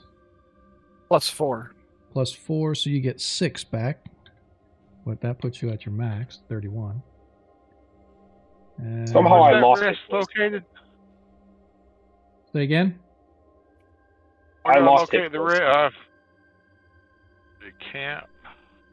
Yeah. Renoir, what's your con bonus? Anything? My con bonus is 2, and I had that first aid performed on me, so I think I get back 3. Yep, so you get 4 actually. So instead of 1, you get an additional +1. So that's because you get 1 every day. So you get the additional +1 for the healing, so that's +2, and then your con bonus is +2, so you get 4 No, back. it's +1. My combo is only +1. Oh, all right. So that means you get the 3 back. So that Yep. leaves you at 18. Which is all I had. Does the And- barbarian provide healing for everybody? Yeah, he had done it before. Yeah. So Modred, you're going to get back 2, so that leaves you at 7. Con bonus is 2 plus Oh. whatever his healing Oh, is. okay. So that means you're at 9. All right. Thank you. And Hub, you're already at your max, aren't you? 12, or yours max is 13? Hub has tap danced through this level with no injury so far. Ah, interesting. All right. Being Hey, the Sean. coward that he is. I was So- at 8, now I'm at 4. I lost hit points when I rested. Oh, how'd that happen? What about the henchman? Thank you. Yeah, I already got him. He's up to 21 Okay. out of his potential 34. All right. So anybody else going to use your daily food and water, please? Right now, it looks like I got Renoir, Modred, Mulga. I got everybody except the barbarian. Yeah, it's not letting me click on camp. That's because you are you, and this is Shiza Cinema. Ah. So there we go. Yes. Yes, and there we go. Gotcha. Got your back, brother. Thank you. All right. As you guys relax and rest, wizards, reassign your spells. Clerics, reassign your spells. As you guys take the rest so much needed. All right. Now, who's still hurt pretty badly? I've got new healing spells. We need to cast those. I'm down 11. Yep, do the party Okay. first because Durskin is down pretty good too. But do the party first. All right. So that would be our elf here, right?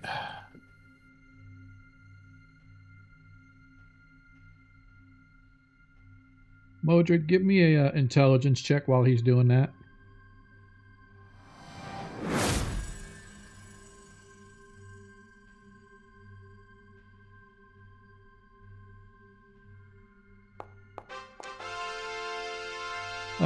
As you were going through all of your investigations of all the items you found, you came to realize that the 3 potions you found were all potions of healing.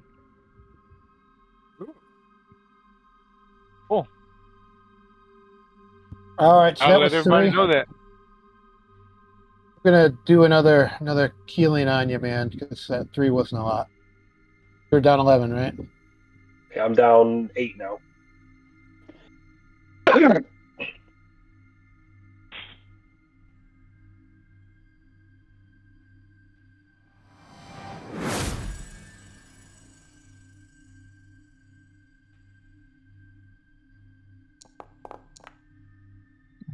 Ooh, nice. Thank you.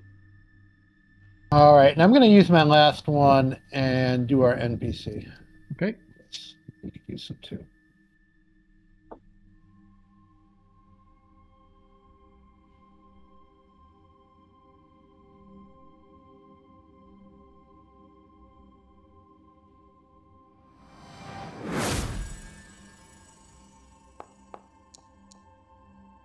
All right. Thank you very much. He's still down a few, but he is feeling much better as you see him flexing his once broken hand as the healing arts of Tritheria knit the final pieces of bone in place. He has a big scab along the side where the bone originally protruded through his flesh, but now he's able to work both hands, apparently without too much of an issue. Cody walks up to him. Hey, be out onto that rope climbing up. Old man. Right. All right, what do you want to do? I'm I gonna think- try to. I was gonna try to detect magic. I only have 30% chance of doing it. Okay. So I'm looking specifically at the short sword and that seeker ring. Okay. But if anything else pops up too. So, Yep. let me go here. I'm just going to roll a percentage because there's no skill check really. So I get anything over 70, I guess. No, your 30% has to be. You know what? You know what? You got a 31. Oh, you kissed me. Oh, goodness. You got to get a 30 or lower. Hang on a second. Don't you have a plus or minus 1 or something still? Biamba still has a +1 available. I will use it. All right. As you senses go out, you find that the short sword is magical, and you also can sense the magic coming off of Mulgar's armor and all the other items that you guys have found along the way. But the ring itself that you found, the Seeker's Ring, is not magical. The potions that you found are magical, etc. So, but yes, the short sword is magical. Okay. So Hub, what kind of weapon have you been using? Mainly, I've been using darts, slings. I've got daggers. I'm able to use various swords. I guess I could use a short sword, but if somebody else who's a fighter can use it or wants to use it, obviously that's the way to go. If not, I'll certainly take it. But I think it might be wasted on me. Short sword would be better. You could probably use it better than anybody else, especially if you needed to backstab somebody. Seeing Correct, how yeah. I can't stand magic. Yeah, it works for me. All right. I will certainly take it. All right. So give me a second. I'll drop that down. But in the meantime, what do you guys want to do as we get short on time? Guess we're going to climb up and figure out how to access that last room. Yeah. Climb back up, put the last lantern in, and get some lit torches and all the lanterns. That's what I'd like to do. I think anybody if that he can wants wear that it- ring on the way up. Yes. Yep. So is there a smart way to do this to avoid the falling? I don't know if there is, but it might take longer. But do we need to do like the wrap a rope and somebody belay the people up type situation? Yeah, it certainly seems like somebody on the top who's strong pulling everybody up is at least getting us a +4 bonus. That's certainly helpful. So I think I can go up. Who else can climb? Was it I can climb. Mulgar? Is that correct? Yeah, it or seems is it, like with a strength check, Strength, seems like a strong person should go up. Yeah. But I think it's different going up. I think it's a percentage going up. Damn it. Barbarian can climb.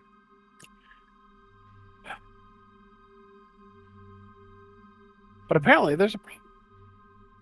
All right, cool. All right. So go ahead and give me your climbing there, please, Barbarian.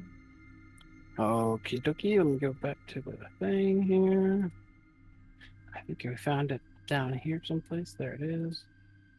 All right, you gotta move this. It always puts it someplace where I can't find it. Do you guys see it in there? No? What? I clicked the climb, and it's sometimes it does it, and sometimes it don't. Now, just if you There just, it is. Found it. There you go. Had to click on. You have to click on the word, not the picture. Oh. All right. As Biamba climbs up, Hub, you're up. And I.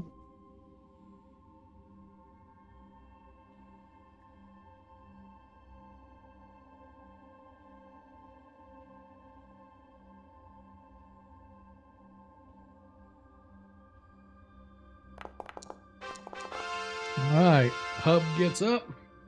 All right. Who's next? I'll go, I but I guess- want to wear that ring. All right. You're wearing the ring. Gotcha. Drop it Is back it down when you percent? get up there. We'll do. Are we doing percentage to go up then? No, it's a strength check. Oh, strength still. But Okay. you get a 4 point, just add 4, but it'll should subtract 4 from you. Okay.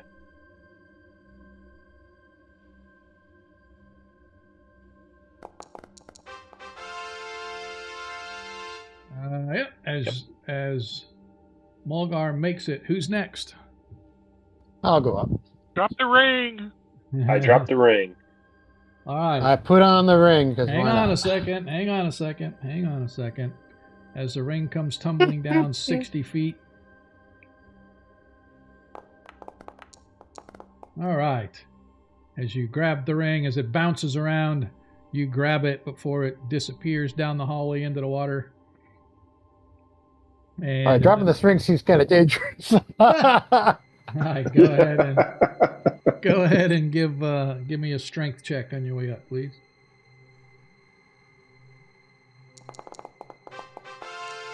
Nice. As he is up, Modred, you're up. As they drop the ring back down to you.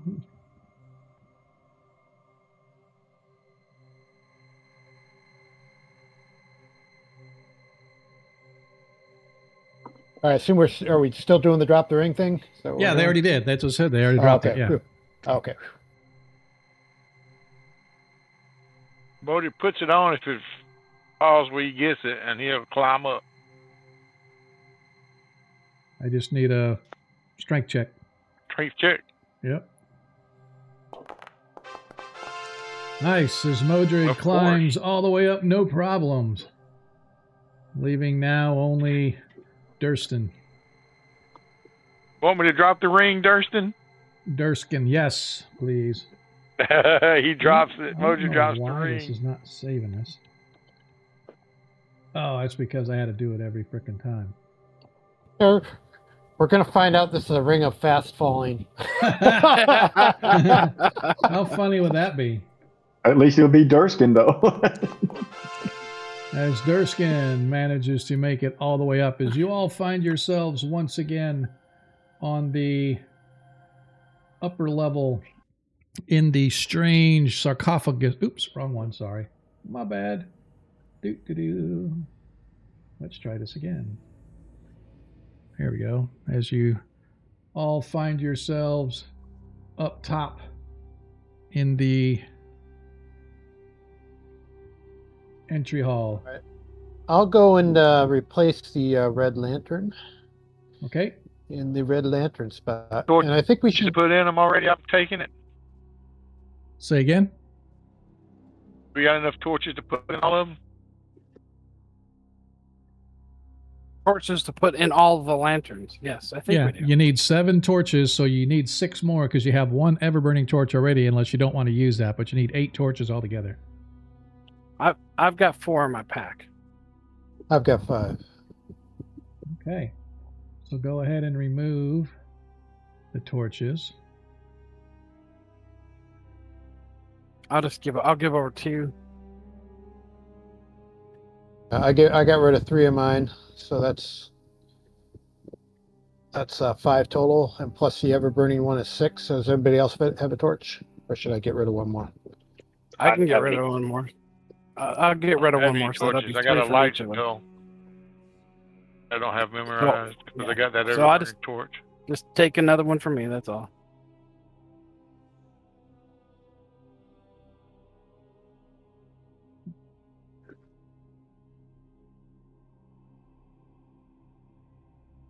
Where did it go?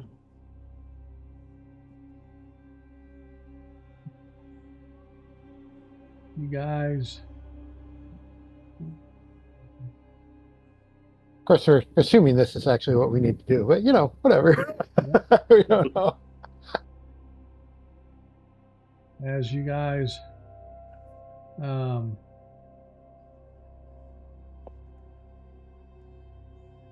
light the torches one at a time, the eerie, strange light from each of them begins to expand into the large sarcophagus chamber.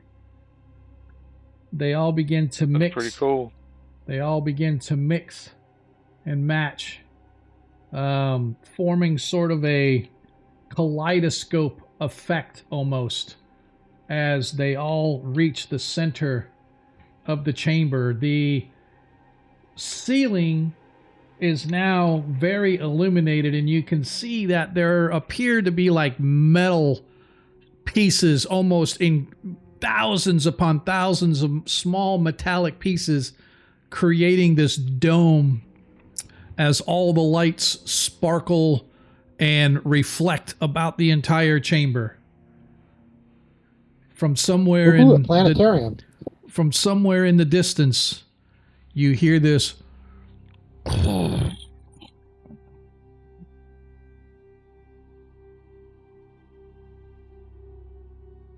a soft wind blows. You guys don't really feel it, but you feel it just slightly, as if somebody's blowing on the back of your necks. Your hair flutters a little bit, and then all does goes that- Hob, silent. you're up, brother. And then all goes silent. And that's where we're going to end tonight's session. Ooh. Oh, that's messed up. What? What's messed up? What Yeah, did I the do? time is right, but darn it. To make sure we all show up next week. Yep, exactly. Exactly. We're going to have to see what happens. So, anyway, I appreciate you guys hanging out with us tonight. Players, I do apologize that it went slightly later than we normally go, but hopefully you guys found tonight entertaining at least a little bit. I know I did. Sure. It was fun, man. I enjoyed it. Very much so. Very much too. so. Yep. We don't forget that we are gaming this Friday. For those that follow our 5e game, we have a session this coming Friday. Hopefully, knock on wood that nothing at work once again ties me up. But as of right now, we are good to go. But I really appreciate everybody. We will be back next Monday if you follow us. And hopefully next Monday we will finally find out what the heck all these lanterns are for and what they mean and what they do. And our party, I'm sure, is going to try to go figure all this stuff out. But yeah, it has been fun. Let's see what else we got. Anything? Hopefully everybody had a great Halloween. I know that I ran a Halloween one shot as all of my players in my face-to-face game took on the personas of Mystery Inc. And it was pretty funny to watch people try to emulate Shaggy and Scooby as they investigated a haunted mansion. Unfortunately, they didn't finish the one shot, so they elected they're going to finish it this Thursday. So I'll hopefully have pictures and stuff to let you guys see how the festivities went. But it was fun. But yeah, like I said, we'll be back next Monday, same time, same channel. Don't forget, for those that are outside the U.S. or wherever, that it's an hour different. Set your clocks accordingly until March time frame, in which case then we'll once again spring forward back into the regular time. But we're going to find somebody to bounce over to.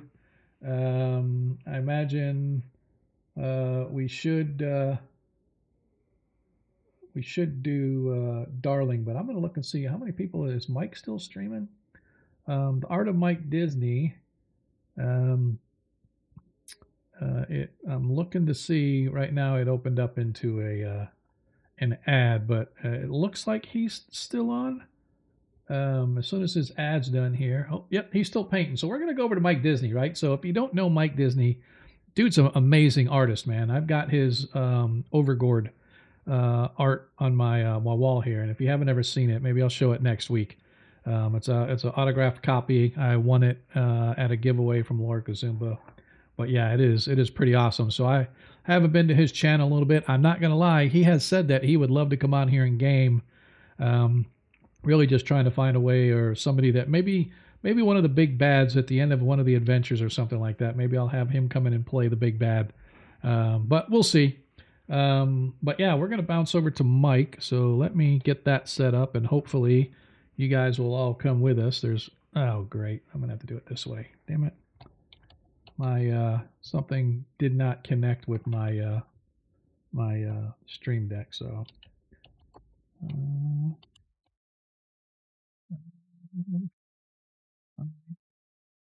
Disney. Let's see if that works. Hey, there we go. So we're going to try to bounce over to Mike Disney. Hopefully you guys will bounce with me. If once again, I'm sorry. I'm just double checking some things here to make sure I didn't miss anything. We didn't have any donations today, so I will complete them all. Yep. So anyway, we are going to raid him. And if, like I said, if you don't know Mike Disney, give him a follow, give him a like, let him know where you came from. But in the meantime, just remember, in a world that you can be anything that you want, all we ask is that you be kind. See you next time, folks. Peace.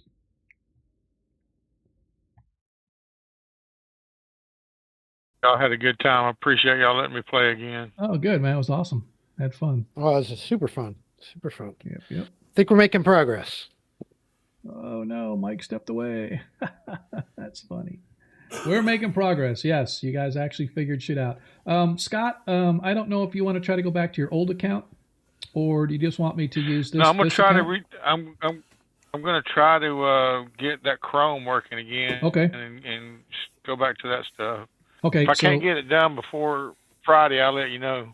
Okay. Yep. So yeah. So like I said, just let me know ahead of time, and I will make sure that we get your account and everything set up correctly using this guy. So, all right. So anyway, I will see you guys next time. All right, man. You have a good one.